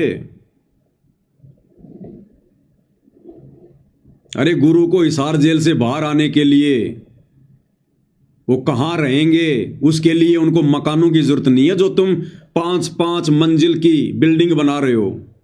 वही बरवाला वाली हरकतें, वही 5 मंजिल की बिल्डिंग, टाइल मार्बल चिप्स लगा के स्टेज के पीछे गुरुजी की आड़ में और मौज मस्ती करनी तुमने खुद ने। परमात्मा यहां पर टाइल मार्बल के मकान जो है बनवाने के लिए आता है क्या इस गंदे लोक में? अपने भक्तों को भी परमात्मा कहते हैं साधारण सा मकान बनाओ, झोपड़ी डाल लो, भक्ति करनी है केवल। वो बरवाला आश्रम में 5 मंजिल का टाइल मार्बल का आलीशान महल बनाने का आदेश गुरुदेव देंगे? आड़ गुरुजी की मौज मस्ती खुद करो। 20 लाख रुपए का स्विमिंग पूल उस बरवाला आश्रम में, जो बरवाला कांड के बाद में गुरुदेव की बदनामी का कारण बना। मीडिया ने थूक थूक के कहा कि ये संत है, संतों के काम होते हैं स्विमिंग पूल में फुदक फुदक के नहाना। मनमाना आचरण तुम लोगों का, नाम गुरुजी का। अरे जो परम संत रो रो के सत्संग करता कि बच्चों यहां के सुख ये झूठे सुख हैं, वो स्विमिंग पूल में नहाएगा अपने बच्चों के दान का 20 लाख रुपया बर्बाद करवा के। उनकी आंखों के सामने उनके लाखों बच्चे, हजारों बच्चे जो बरवाड़ा आश्रम में जाते थे, वो बेचारे बाथरूमों में नहाया करते थे, और ये बाप, ये समर्थ, ये उस स्विमिंग पूल में नहाएगा। सारा मनमाना आचरण इन लोगों का, और ये सारी चीजें फिर बरवाला कांड में बदनामी का कारण बनी। और वो ही काम इन्होंने धनाना में शुरू कर दिया, दूसरे आश्रमों में शुरू कर दिया। स्टेज के पीछे कोई 3-3 मंजिल की, कोई 5-5 मंजिल की, और नाम क्या कह रहे हैं? गुरुजी का निवास बन रहा है। गुरुजी जब आएंगे तो गुरुजी का आवास बन रहा है। अरे गुरुजी 200-400 फुट के नहीं है, इस कार्डलोक के अनुसार लीला कर रहे हैं। 6.5 फीट हाइट है, और परमात्मा कहते हैं घर तो 3.5 हाथ, घड़ा तो 4.25। इससे अधिक जो बनाता है उसको नहीं विचार। 5-5 मंजिल में रहेंगे गुरुदेव भगवान। अरे फिर से कोई धनाना कांड करवाने की तैयारी है क्या? उस आश्रम के भी ताले लगवाओगे क्या? स्विमिंग पूल, 5 मंजिल का मकान है, सतगुरुदेव भगवान को बाहर आने के बाद में इन पत्थरों के मकानों में बैठने की जरूरत नहीं है। वो पत्थरों के मकान नहीं बनवाते, वो अपने भक्तों के हृदय में मकान बनवाते हैं। गुरुदेव भगवान को अपने भक्तों के हृदय में जगह चाहिए। अरे इतनी औकात बनाओ कि तुम अपने गुरुजी को अपने हृदय में बैठा सको, समा सको, वो भगवान सहरस तुम्हारे हृदय में बैठ सके। गुरु भगता मम आत्म सोई, वाके हृदय रहूं समोई। इन पत्थरों के मकानों में बैठाने से परमात्मा प्रसन्न नहीं होता। ये टाइल मार्बल चिप्स के मकान बनाने से गुरु प्रसन्न नहीं होता। अपने दिल में जगह दो गुरु को, तब आएगा गुरु जेल से बाहर। छोड़ दो ये बकवाद भाई और बहनों, छोड़ दो। खून के आंसू रोने पड़ेंगे, खून के आंसू। तुमने क्या सोचा काल कोई नशे की दवा खा के सो रहा है? इस समय आत्माओं को सतलोक ले जाने का वचन, छूट उस काल के वचन अनुसार काल ने दे रखी है कि आप कलयुग में जितने मर्जी जीव ले जाना। अपने भोजन को कोई इतनी आसानी से जाने देगा क्या? सतगुरु से ज्यादा प्रयास संगत को तोड़ने का, बरगलाने का, भ्रमित करने का, धोखा देने का काल कर रहा है। और तुम्हें पता है वो सामने प्रकट नहीं होता। जो लोग गुरु को मानुष मानते हैं, मर्यादा तोड़ते हैं, उनमें भूत की तरह प्रवेश करके फिर वो संगत की ऐसी तैसी करवाता है। संगत माई कुसंगत उपजे जैसे बण में बांस है। तो ये बण में बांस है, ये कोऑर्डिनेटर गुरु जी का परिवार, ये बड़े बड़े परम भगत आश्रम संचालक, ये बंबू हैं, बंबू। और इन्होंने उखाड़ दिए संगत के तंबू। और कितना समझाया करते थे आप लोगों को, शब्द तक बना बना के कि मूर्खों की आंखें खुल जाएं। तो लास्ट में पूज्य गुरुदेव भगवान के आशीर्वाद से, अब इसको सतगुरु की महिमा तो नहीं कह सकते, लेकिन इस नादान संगत की जो अपने काल प्रेरित कुकर्मों के चलते आए दिन सतगुरु को हिसार जेल में खून के आंसू रुला रही है, उन्हें बाहर आने से रोक रही है। रोकने का मतलब सतगुरु तुम्हारे आचरण को देखकर बाहर नहीं आ रहा, तुम्हारे रवैयों को देखकर बाहर नहीं आ रहा। वो जज में बार बार वो प्रेरणा कर देता है, और जज की कलम ना चाहते हुए भी जमानत को कैंसिल कर देती है। तो सतगुरु बकवादों से प्रसन्न नहीं होता, भक्ति से प्रसन्न होगा। और ये भक्ति तुम्हें ये काल करने नहीं देगा इन आश्रम वालों के माध्यम से। जब तक तुम इनके संपर्क में रहोगे, इन आश्रमों में जाओगे, आंख बंद करके इनके आदेशों की पालना करोगे। बंदी छोड़ सतगुरु रामपाल जी परमेश्वर जी की जय हो। भक्तो भक्ति करो, बकवाद नहीं आएंगे गुरु जी कभी ना कभी। भक्तो भक्ति करो, बकवाद नहीं आएंगे गुरु जी कभी ना कभी। फिर क्या चेहरा दिखलाओगे जब पूछेंगे गुरु जी कभी ना कभी। फिर क्या चेहरा दिखलाओगे जब पूछेंगे गुरु जी कभी ना कभी। जब पूछेंगे गुरुदेव भगवान के नालायकों, उस परीक्षा के समय में तुमने क्या किया?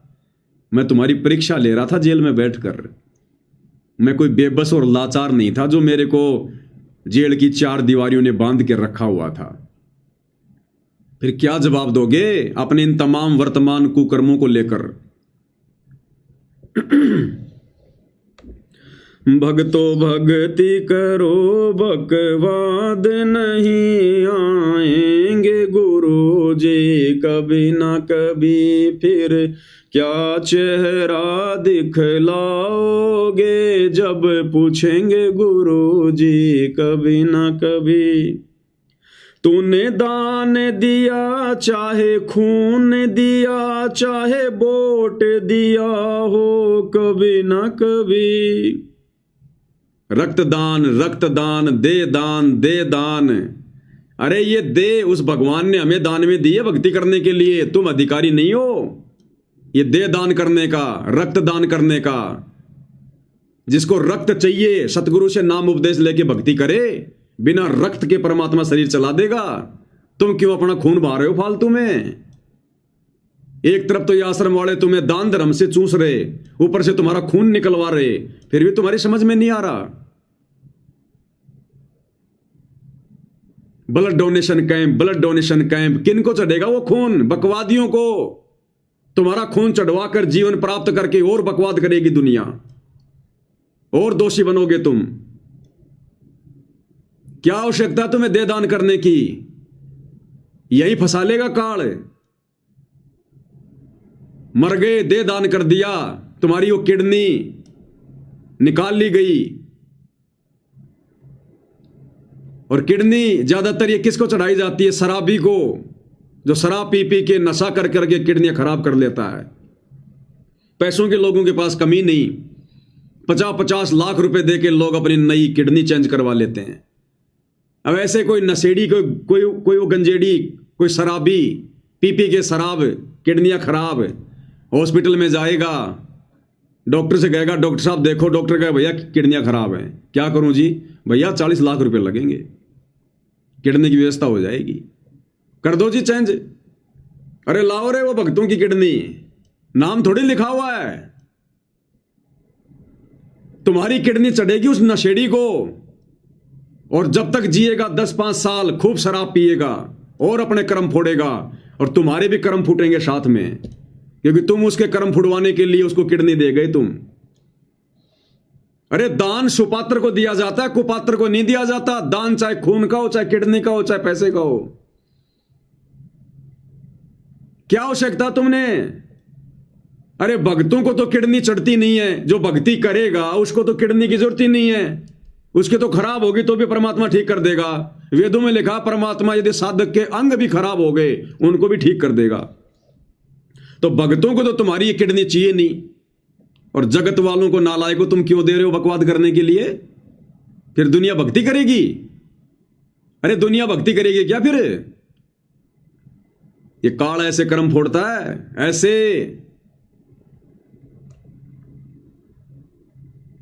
तूने दान दिया चाहे खून दिया, लेकिन तूने सब कुछ कुपात्रों को दिया, कुपात्रों को। और वोट दिया हो कभी ना कभी 2019 में इसी सतलोक आश्रम वालों ने हरियाणा में कांग्रेस सरकार का समर्थन करवाया, तुम लोगों से वोट डलवाए ना। पूरे देश में बीजेपी का विरोध, कांग्रेस का समर्थन,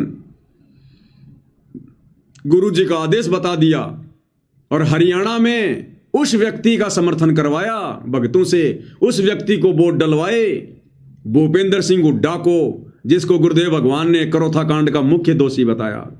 और गुरुदेव ने कह रखा कि उस भूपेंद्र सिंह हुड्डा के तो इतने लंबे लंबे कीड़े पड़ेंगे। उस व्यक्ति को, उस परमात्मा के उस द्रोही को इन आश्रम वालों ने, इस काल ने भक्तों से समर्थन करवा के परमात्मा के विरोधी व्यक्ति का और संगत के सूखे सूखे कर्म फुड़वाए। ये सोच समझ के लिखवाए परमात्मा ने शब्द, मजाक में नहीं लिखवाए। तूने दान दिया चाहे खून दिया, चाहे वोट दिया हो कभी ना कभी। तूने दान दिया चाहे खून दिया, चाहे वोट दिया हो कभी ना कभी।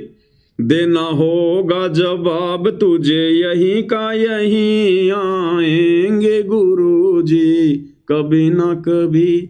देना होगा जवाब तुम्हें यहीं का यहीं, आएंगे गुरुजी कभी ना कभी। यहीं का यहीं मतलब 21 ब्रह्मांड में।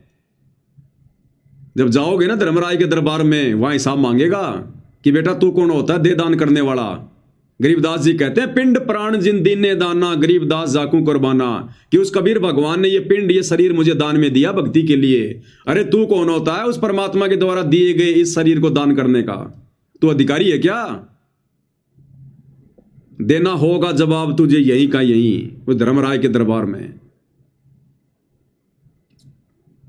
भक्तो भक्ति करो बकवाद नहीं, आएंगे गुरु जी कभी ना कभी, फिर क्या चेहरा दिखलाओगे जब पूछेंगे गुरु जी कभी ना कभी।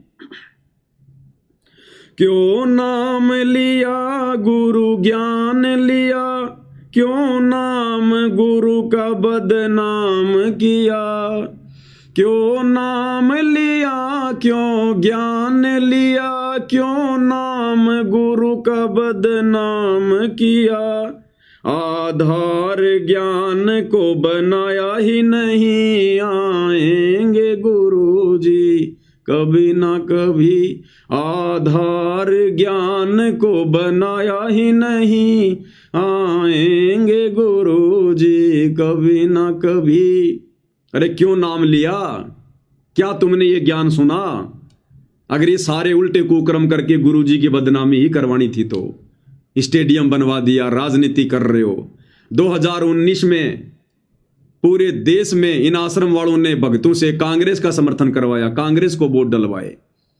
देश की आधी जनता जो बीजेपी की समर्थक है, संत रामपाल जी को जी भर के गालियां निकाल रही है। ये काहे का संत है, दोगला आदमी है। संतों के काम होते हैं राजनीति करने के। तुम भक्तों की नादानी ने, बेवकूफी ने, बिना सोचे समझे जिस राजनीति से संत रामपाल जी का 36 का आंकड़ा रहा है, इस काल में तुम लोगों से राजनीति करवा दी और पूरा देश गुरु जी को गालियां दे रहा, जो बीजेपी के जो लोग समर्थक हैं। फिर 2024 में उस कांग्रेस को छोड़ दिया काल ने और नरेंद्र मोदी की गोद में बैठ गए, बीजेपी की गोद में बैठ गए और बीजेपी का समर्थन करवा रहे हैं। नरेंद्र मोदी की हरियाणा की गोहाना रैली में, मध्य प्रदेश की भोपाल रैली में, हरियाणा के मुख्यमंत्री की रैलियों में जा रहे हैं, भक्तों को भेज रहे हैं बसें भर भर के। अब वो कांग्रेस वाले गालियां देंगे। अब 2024 में जी भर के कांग्रेस वालों ने गालियां दी कि ये तो वास्तव में बड़ा दोगला आदमी है, क्योंकि उनको थोड़ी पता है कि आदेश कौन दे रहा है। वो तो ये सोच रहे हैं कि ये संत रामपाल जी के भगत हैं, इनके गुरु जी आदेश दे रहे हैं। अब वो कांग्रेस वाले जी भर के गालियां दे रहे हैं, निंदा चुगली कर रहे हैं, गुरु की बदनामी कर रहे हैं। ये तो वास्तव में दोगला आदमी है। इससे तो राम रहीम अच्छा, उसने कभी इतनी जल्दी कोई पार्टी तो नहीं बदली। वो बीजेपी का शुरू से था, आज भी बीजेपी का है। और ये बाबा रामपाल तो कभी कांग्रेस कभी बीजेपी। तो तूने नाम लिया, तूने ज्ञान लिया, क्यों नाम लिया गुरु ज्ञान लिया, क्यों नाम गुरु का बदनाम किया। अरे आधार ज्ञान को बनाया ही नहीं, आएंगे गुरु जी कभी ना कभी। भक्तो भक्ति करो बकवाद नहीं, आएंगे गुरु जी कभी ना कभी। फिर क्या चेहरा दिखलाओगे जब पूछेंगे गुरु जी कभी ना कभी। और उसके बाद ज्योति पाठ के नाम पर ठगी, बन गए मूर्ख। गुरु कह के थक गया कि गुरु बिन दान पुण्य जो करही, वो मिथ्या हो कबू न फलही। गुरु बिन माला फेरते, गुरु बिन देते दान, गुरु बिन दोनों बेकार है, चाहे पूछो वेद पुराण। गुरु कह के थक गया कि भाई इस धरती पर सतगुरु के अलावा दान धर्म लेने का, ज्योति पाठ का पैसा लेने का कोई भी अधिकारी नहीं है, सुपात्र कोई भी नहीं है। आंख बंद करके तुमने इन काल प्रेरित कुपात्रों के हाथों में, कोऑर्डिनेटरों के हाथों में, आश्रम वालों के हाथों में, नामदान संचालकों के हाथों में, जिनकी एक भी मर्यादा नहीं है, सब गुरु को मानुष मानते हैं, अपने कर्म फोड़ लिए। और तुम्हारी आंखों के सामने वो दान, कभी आरक्षणों में, कभी गुंडों की सीबीआई जांच में, कभी जाटों की धर्मशाला में, कभी अयोध्या के भंडारे में, कभी राजनीति में, तुम्हारे कर्म फूटे कर्म ढंग से। तूने जोत कराई चाहे पाठ कराया, आदेश गुरु का लिया ही नहीं। गुरुदेव ने स्पष्ट कर रखा सत्संग में कि पाठ करवाने से पहले गुरुजी से आज्ञा ली जाती है। गुरुजी से आज्ञा, गुरुजी की आज्ञा के बिना पाठ नहीं करवाया जाता। ये आदेश हैं गुरुदेव भगवान के। अगर दास के पास में होगा तो जरूर आपको दिखाऊंगा। ये रहा, सुनो ध्यान से क्या कह रहे हैं परमात्मा।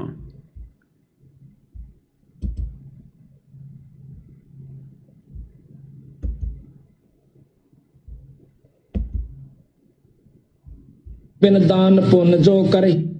गुरुदेव कह रहे हैं पाठ करवाने से पहले गुरु से आदेश लेना पड़ता है। अरे गुरुजी तो 2014 से हिसार जेल में बैठे हैं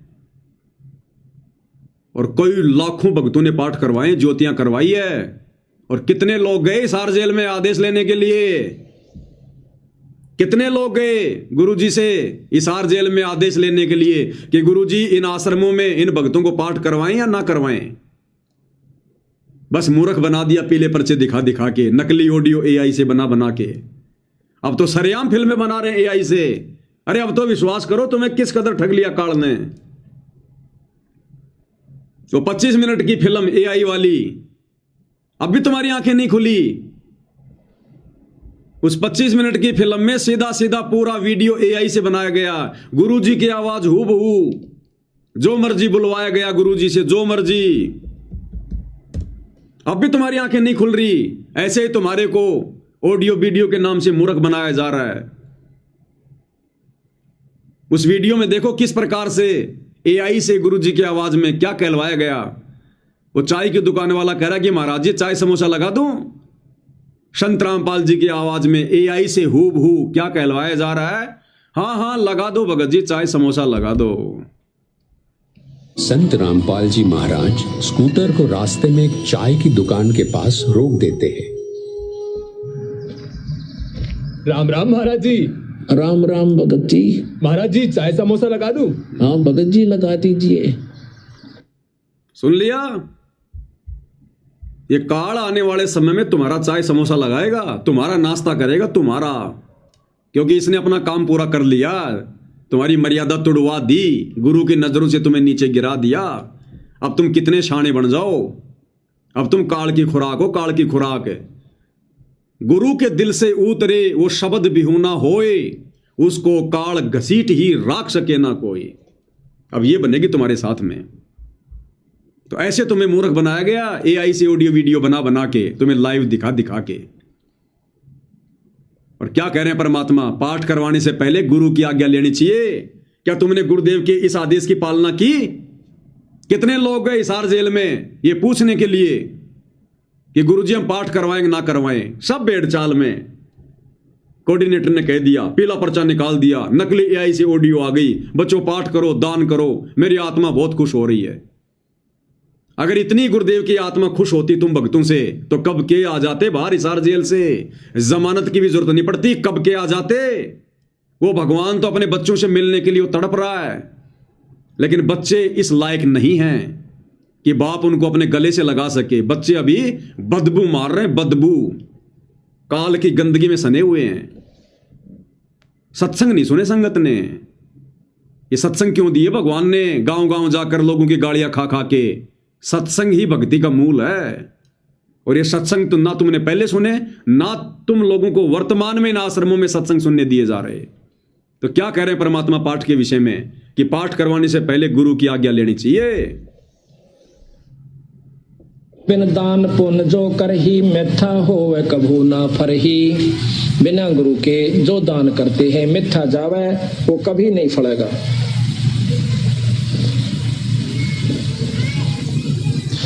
गुरु बिन होम यज्ञ जो साधे और 10 मन पातक लागे। गुरु बिन कोई पाठ कोई हवन ये नहीं करवाना चाहिए, गुरु की आज्ञा लेकर फिर करवाना चाहिए। सुन लिया? जिसके सिर पर कृपा गुरु की, वो दुख कैसे पाएगा। जिसके सिर पर कृपा गुरु की, वो दुख कैसे पाएगा।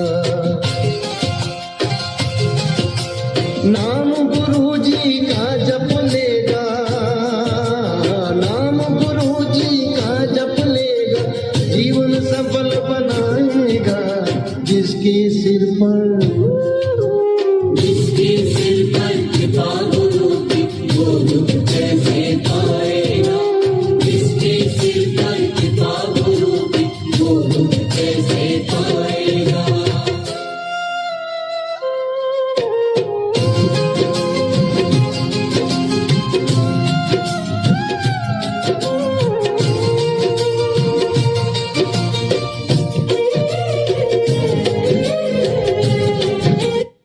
ऐसे वीडियो बना बना के तुम लोगों को समझाया करते थे, ऐसे वीडियो बना बना के दिन रात आंखें फाड़ फाड़ के। हमारा कोई स्वार्थ नहीं है, हमें तुम ज्योति पाठ और दान के पैसे नहीं दे रहे आश्रम वालों।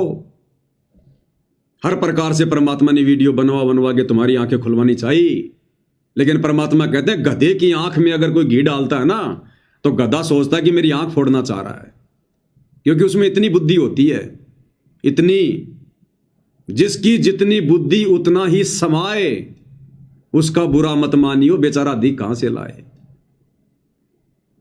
तो मालिक ने कोई कमी नहीं छुड़वाई अपने सत्सेवक बच्चों के माध्यम से तुम आश्रम वालों की आंखें खुलवाने में। तो पाठ के विषय में क्या सुना आपने, एक बार फिर से सुन लो। गुरुदेव कहते हैं पहले गुरु की आज्ञा लेनी चाहिए, उसके बाद में पाठ करवाना चाहिए। बिन दान पुण्य जो करही मिथ्या होवे कभू ना फरही। बिना गुरु के जो दान करते हैं मिथ्या जावे, वो कभी नहीं फलेगा।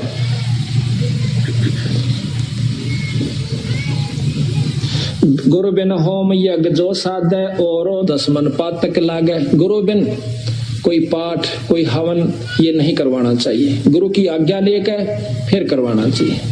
आ गया समझ में? सिर पर लिया गया किसी ने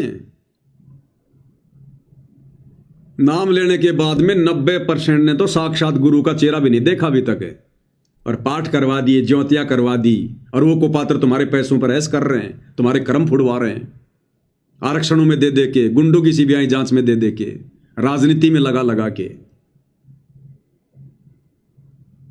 और कहते हैं दान धर्म करने से तो आत्मा में निर्मलता आती है, पाप कटते हैं। तुम्हारे सिर पर तो पाप और ज्यादा बढ़ रहे हैं, तुम्हारी आत्मा निर्मल नहीं, तुम्हारी आत्मा तो और ज्यादा जो है पत्थर जैसी बनती हुई जा रही है। तुम आश्रम वाले भक्तों का आचार विचार व्यवहार बोलचाल और साथ संगति वाले भक्तों का आचार विचार व्यवहार बोलचाल रात दिन का अंतर है। पाठ करवाते करवाते भी तुम आश्रम वालों का व्यवहार उस कव्य जैसा है, भक्तों को गाली गलौज करना, किसी की बात नहीं सुनना, मार पिटाई करना भक्तों के साथ में। तो ये दान धर्म तुम्हारा कहां काम कर रहा है, जबकि गुरुजी कहते हैं दान करने से तो आत्मा में निर्मलता आती है। और तुम तो वज्र के जैसे बनते जा रहे हो, वज्र के जैसे, क्योंकि तुम्हारा ये ज्योति पाठ सफल नहीं है। गुरु की आज्ञा तोड़ के, गुरु के सत्संगों के विरुद्ध, और राजनीतियां करने वालों का और करवाने वालों का पाठ कभी सफल होता है? राजनीति में शामिल होने वाले तो पाठ करवा रहे हैं, और राजनेताओं के तलवे चाटने वाले आश्रमों में बैठकर पाठ कर रहे हैं।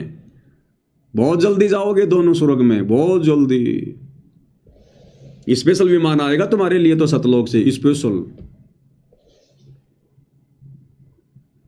तो परमेश्वर ने किस कदर हर पॉइंट पर भक्तों की आंखें खुलवाने का प्रयास किया, लेकिन भाई परमात्मा कहते हैं भाई जैसे सूरज के आगे बदरा ऐसे कर्म छयारे, और प्रेम की पवन करे चित मंजन झिलके तेज नयारे।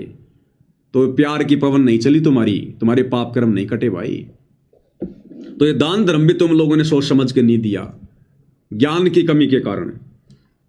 तूने जोत कराई चाहे पाठ कराया, आदेश गुरु का लिया ही नहीं। तूने जोत कराई चाहे पाठ कराया, आदेश गुरु का लिया ही नहीं। धन सोच समझ के दिया ही नहीं, आएंगे गुरु जी कभी ना कभी। धन सोच समझ के दिया ही नहीं, आएंगे गुरु जी कभी ना कभी। अरे गुरुदेव कहते हैं पात्र को पात्र विचार के ताही दीजिए दान, कि पात्र और कुपात्र का विचार करके उसके बाद में दान धर्म देना चाहिए। लेकिन तुम लोगों ने तो आंखें बंद करके अपने कर्म फुड़वाए हैं। भक्तो भक्ति करो बकवाद नहीं, आएंगे गुरु जी कभी ना कभी। फिर क्या चेहरा दिख लाओगे जब पूछेंगे गुरु जी कभी ना कभी। और 2014 के बाद में आंख बंद करके आश्रम वालों के आदेशों पर इन आश्रमों में जाना, कभी सिंहपुरा में, कभी रोहतक में, कभी मुंडका में, और खा खा के धक्के अपनी दुर्गति करवा के, और भक्ति से दूर होके बैठे हो। आज तुम भक्ति से दूर होके शतलोक आश्रमों से जुड़े हुए एक भी व्यक्ति को आत्मिक शांति नहीं है। एक भी व्यक्ति को किसी न किसी बात को लेकर जरूर परेशान है, जरूर दुखी है, मानसिक टेंशन है, संसार में रमा हुआ है, घुसा हुआ है, पैसे कमाने में दौड़ लगा रखी है, क्योंकि काल बैठा सिर पर भक्ति नहीं करने देगा। और खाओ धक्के इन आश्रमों में। तुम्हारा घर तो शमशान घाट है। अरे जिस घर में तुमने दरबार लगा रखा, ज्योति लगा रखी है, दंडवत करते हो, आरती करते हो, सत्संग सुनते हो, शमशान घाट है क्या? वो आश्रम नहीं है। लेकिन तुमने कभी अपने घर को आश्रम बनाया ही नहीं।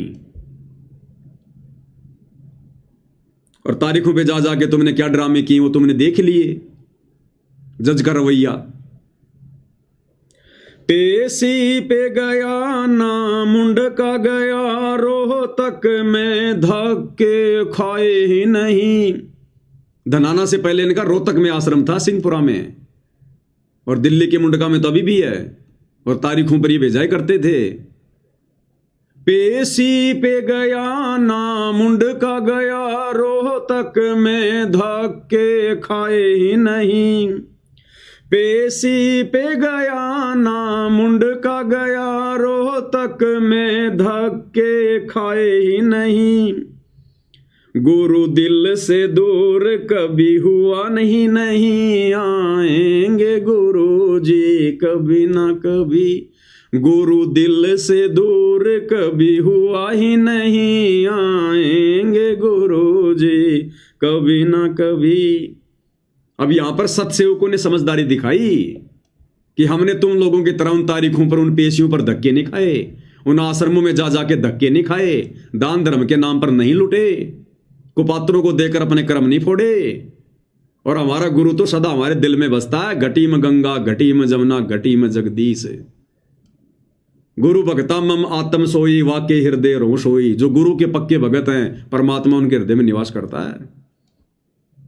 तो आज तो तुम्हारी आंखें बंद हैं, आने वाले दिनों में पता चलेगा गुरुमुखी कौन है और गुरुद्रोही कौन है। जिनको तुम पक्के गुरु भगत मान के बैठे हो, ये पक्के काल के एजेंट हैं। और जिनको तुम गुरुद्रोही समझ रहे हो, साथ संगत वालों को, इनसे बढ़कर संसार में परमात्मा की आत्मा नहीं है। तो हम नहीं गए। पेशी पे गया ना मुंडका गया, रोहतक में धक्के खाए ही नहीं। और गुरु दिल से दूर कभी हुआ ही नहीं, आएंगे गुरु जी कभी ना कभी। भक्तो भक्ति करो बकवाद नहीं, आएंगे गुरु जी कभी न कभी। फिर क्या चेहरा दिखलाओगे, जब पूछेंगे गुरु जी कभी न कभी।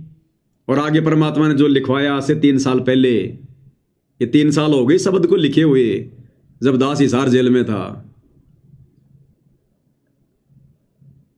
परमात्मा दास को प्रेरणा करते थे कि ये संगत के कर्म फुड़वाएंगे गुरु जी के परिवार वाले, ये गुरु जी का परिवार। और देख लो इन 3 वर्षों में सबसे ज्यादा कुकर्म, ये राजनीति वगैरह, आन उपासना, परशुराम की जयंती, ये सारे कुकर्म इन्होंने पिछले 3 वर्षों में किए हैं। परिवार गुरु का भरमाएगा तुझे, मर्यादा तोड़ मरवाएगा तुझे।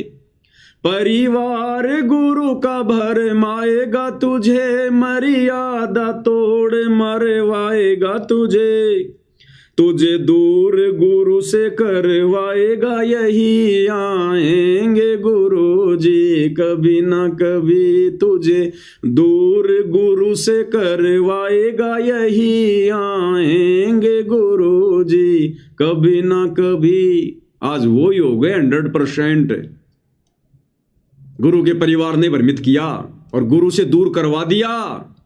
जिन बातों से गुरु दुख पावे, उन बातों को दूर भगावे। तुमने सारे वो कुकर्म किए हैं भक्ति विरुद्ध, जिससे गुरु दुखी हो।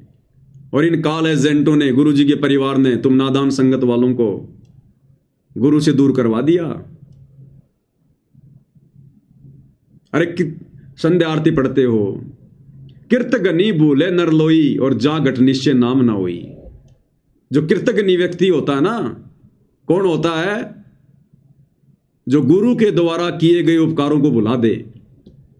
तो तुम लोगों ने गुरु के उपकार भुला दिए। गुरु ने कब कहा राजनीति करने का, राजनेताओं को वोट देने का, उनकी रैलियों में जाने का, परशुराम की जयंती में जाने का?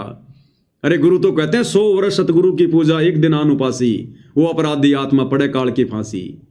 परशुराम की जयंती पर जाने का तुम्हारा क्या मतलब था? काल ऐसे ही मरवाता है सूक्ष्म चाल। तो मर्यादा तोड़ मरवाएगा यही। मरवा दिया गुरु के परिवार ने तुम्हारी मर्यादा तोड़वा के। भक्तो भक्ति करो बकवाद नहीं आएंगे गुरु जी कभी ना कभी। भक्तो भक्ति करो बकवाद नहीं आएंगे गुरु जी। अब सबसे बड़ी कमी क्या रही? साध संगति की। हाथ जोड़ जोड़ के विनती करते थे लास्ट में, जुड़ जाओ साध संगति से, जुड़ जाओ। कोई आधार कार्ड जमा नहीं करवाना, कोई फॉर्म नहीं भरना, कोई तुमसे पैसे नहीं ले रहे, कोई ज्योति पाठ दान का पैसा नहीं ले रहे तुम्हारे से। अरे सिर्फ वीडियो देखने और ज्ञान को आधार बनाओ, घर बैठ के भक्ति करो। कितनी विनती की तुमसे साध संगति से जुड़ने की, तुम्हारे कान पर जू भी नहीं रहेंगी। और अब आने वाले समय में देखना जब तुम्हारी दुर्गति पे दुर्गतियां होंगी। तू साध संगत में आया ही नहीं, तूने मर्म ज्ञान का पाया ही नहीं। तू साध संगत में आया ही नहीं, तूने मर्म ज्ञान का पाया ही नहीं। तूने विश्वास गुरु पर किया ही नहीं, आएंगे गुरु जी कभी ना कभी। तूने विश्वास गुरु पर किया ही नहीं, आएंगे गुरु जी कभी ना कभी। कहां विश्वास किया संगत ने अपने गुरु पर? अरे सार नाम कौन दे सकता है? परमात्मा क्यों आता है सतलोक से सार नाम देने के लिए? और इस नादान संगत ने गुरु का हिसार जेल से बाहर आने का भी इंतजार नहीं किया और इन कुपात्रों से वो फर्जी सार नाम, सार शब्द ले लिया और अपनी दुर्गति करवा ली। अरे पाड़ोसी से अपने पेट में बच्चा डलवाने वाली औरत कभी पतिव्रता नहीं हो सकती। ये भक्ति रूपी बच्चा, ये सार नाम सार शब्द केवल सतगुरु देने का अधिकारी है। ये प्रथम नाम भी कोई देने का अधिकारी नहीं है सृष्टि में। सतनाम सार नाम सार शब्द तो बहुत दूर की बात है। वो सार नाम देने के लिए तो भगवान सतलोक से चल के आया है। सोहम नाम हम जग में लेके आए और सार नाम हमने गुप्त छुपाए। उस गुप्त नाम को इन काल के एजेंट आश्रम वालों को देगा गुरु। एक 15 रुपए की डीवीडी में डाल के आलू टमाटर की तरह एक एक पाठ के चक्कर में बांटने के लिए देगा गुरु।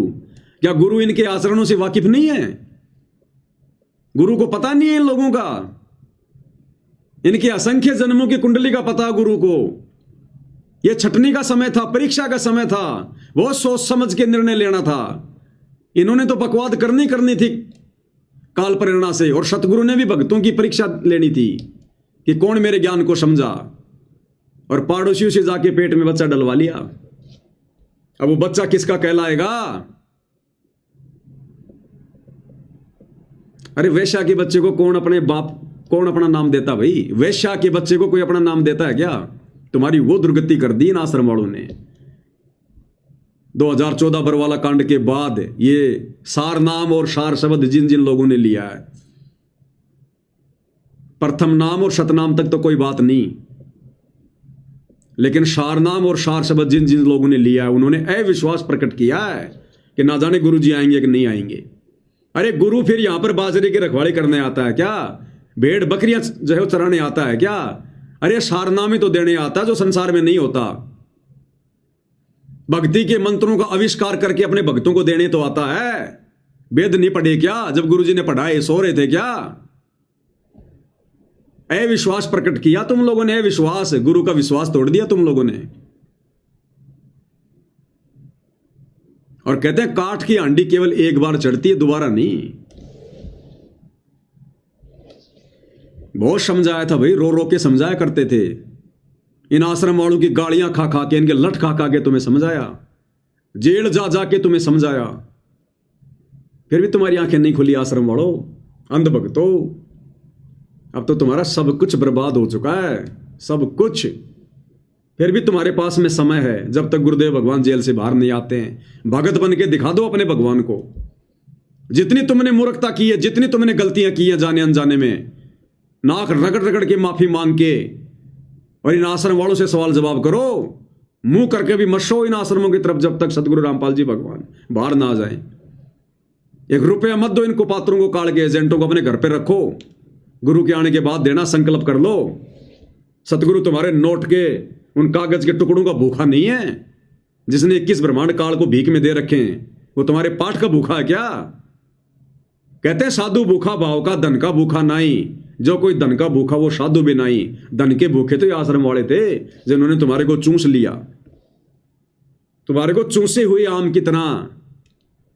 आम में से आम चूस के गुठली निकाल के कैसे वो पिचका पिचका होता है, तुम्हारी ये हालत कर दी है। लेकिन फिर भी मालिक दयालु है, जब तक इस हार जेल से बाहर नहीं आते हैं। अगर तुम लोगों ने फिर भी ज्ञान को आधार बनाया, साथ संगति से जुड़े, मालिक से रो रो के अपने उन तमाम कुकर्मों की जो मैनेजमेंट वालों ने तुम लोगों से करवा के मर्यादा तोड़वा दी है, अगर तुमने उनका प्रायश्चित किया और आगे से ज्ञान आधार से चले, अभी भी मालिक दयालु है। नहीं तो तुम्हारी नैया डूब चुकी है नैया। तो भाई समझा सकते हैं, विनती कर सकते हैं, इससे ज्यादा कुछ नहीं। तो भाई और बहनों, परमेश्वर की बहुत बड़ी रजा, बहुत बड़ी दया। और कुछ भगत भाइयों की जो थालियां, जिन्होंने जो एड्रेस वगैरह भेज रखे हैं, भाई और बहनों, क्या कि सतगुरु महिमा की जो पुस्तकें हैं वो समाप्त हो गई हैं। तो वो पुस्तकें हमने छपने के लिए दे रखी हैं। 10-15 दिन लगेंगे कम से कम, क्योंकि बार बार फिर थोड़े भेजेंगे तुम्हें। तो पुस्तकें आ जाती हैं, क्योंकि पुस्तकें छपने में टाइम लगता है। तो 10-15 दिन के अंदर अंदर पुस्तक छप के आ जाएगी। तुरंत उसके बाद में जिन जिन भाइयों के एड्रेस आए हुए हैं, सबको थालियां बाई कोरियर भेज दी जाएगी। इसलिए थोड़ा सा धैर्य रखें, मालिक दया कर देंगे। तो भाई और बहनों, आज की साथ संगति में केवल इतना ही। परमेश्वर जी के आशीर्वाद से सतगुरुदेव भगवान हम सबको आशीर्वाद दे, हमारा मार्गदर्शन करे, हमें भक्ति मार्ग पर दृढ़ता से आगे बढ़ाए। इसके साथ साथ संगति को विराम देते हैं। बंदी छोड़ सतगुरु रामपाल जी परमेश्वर जी की जय हो।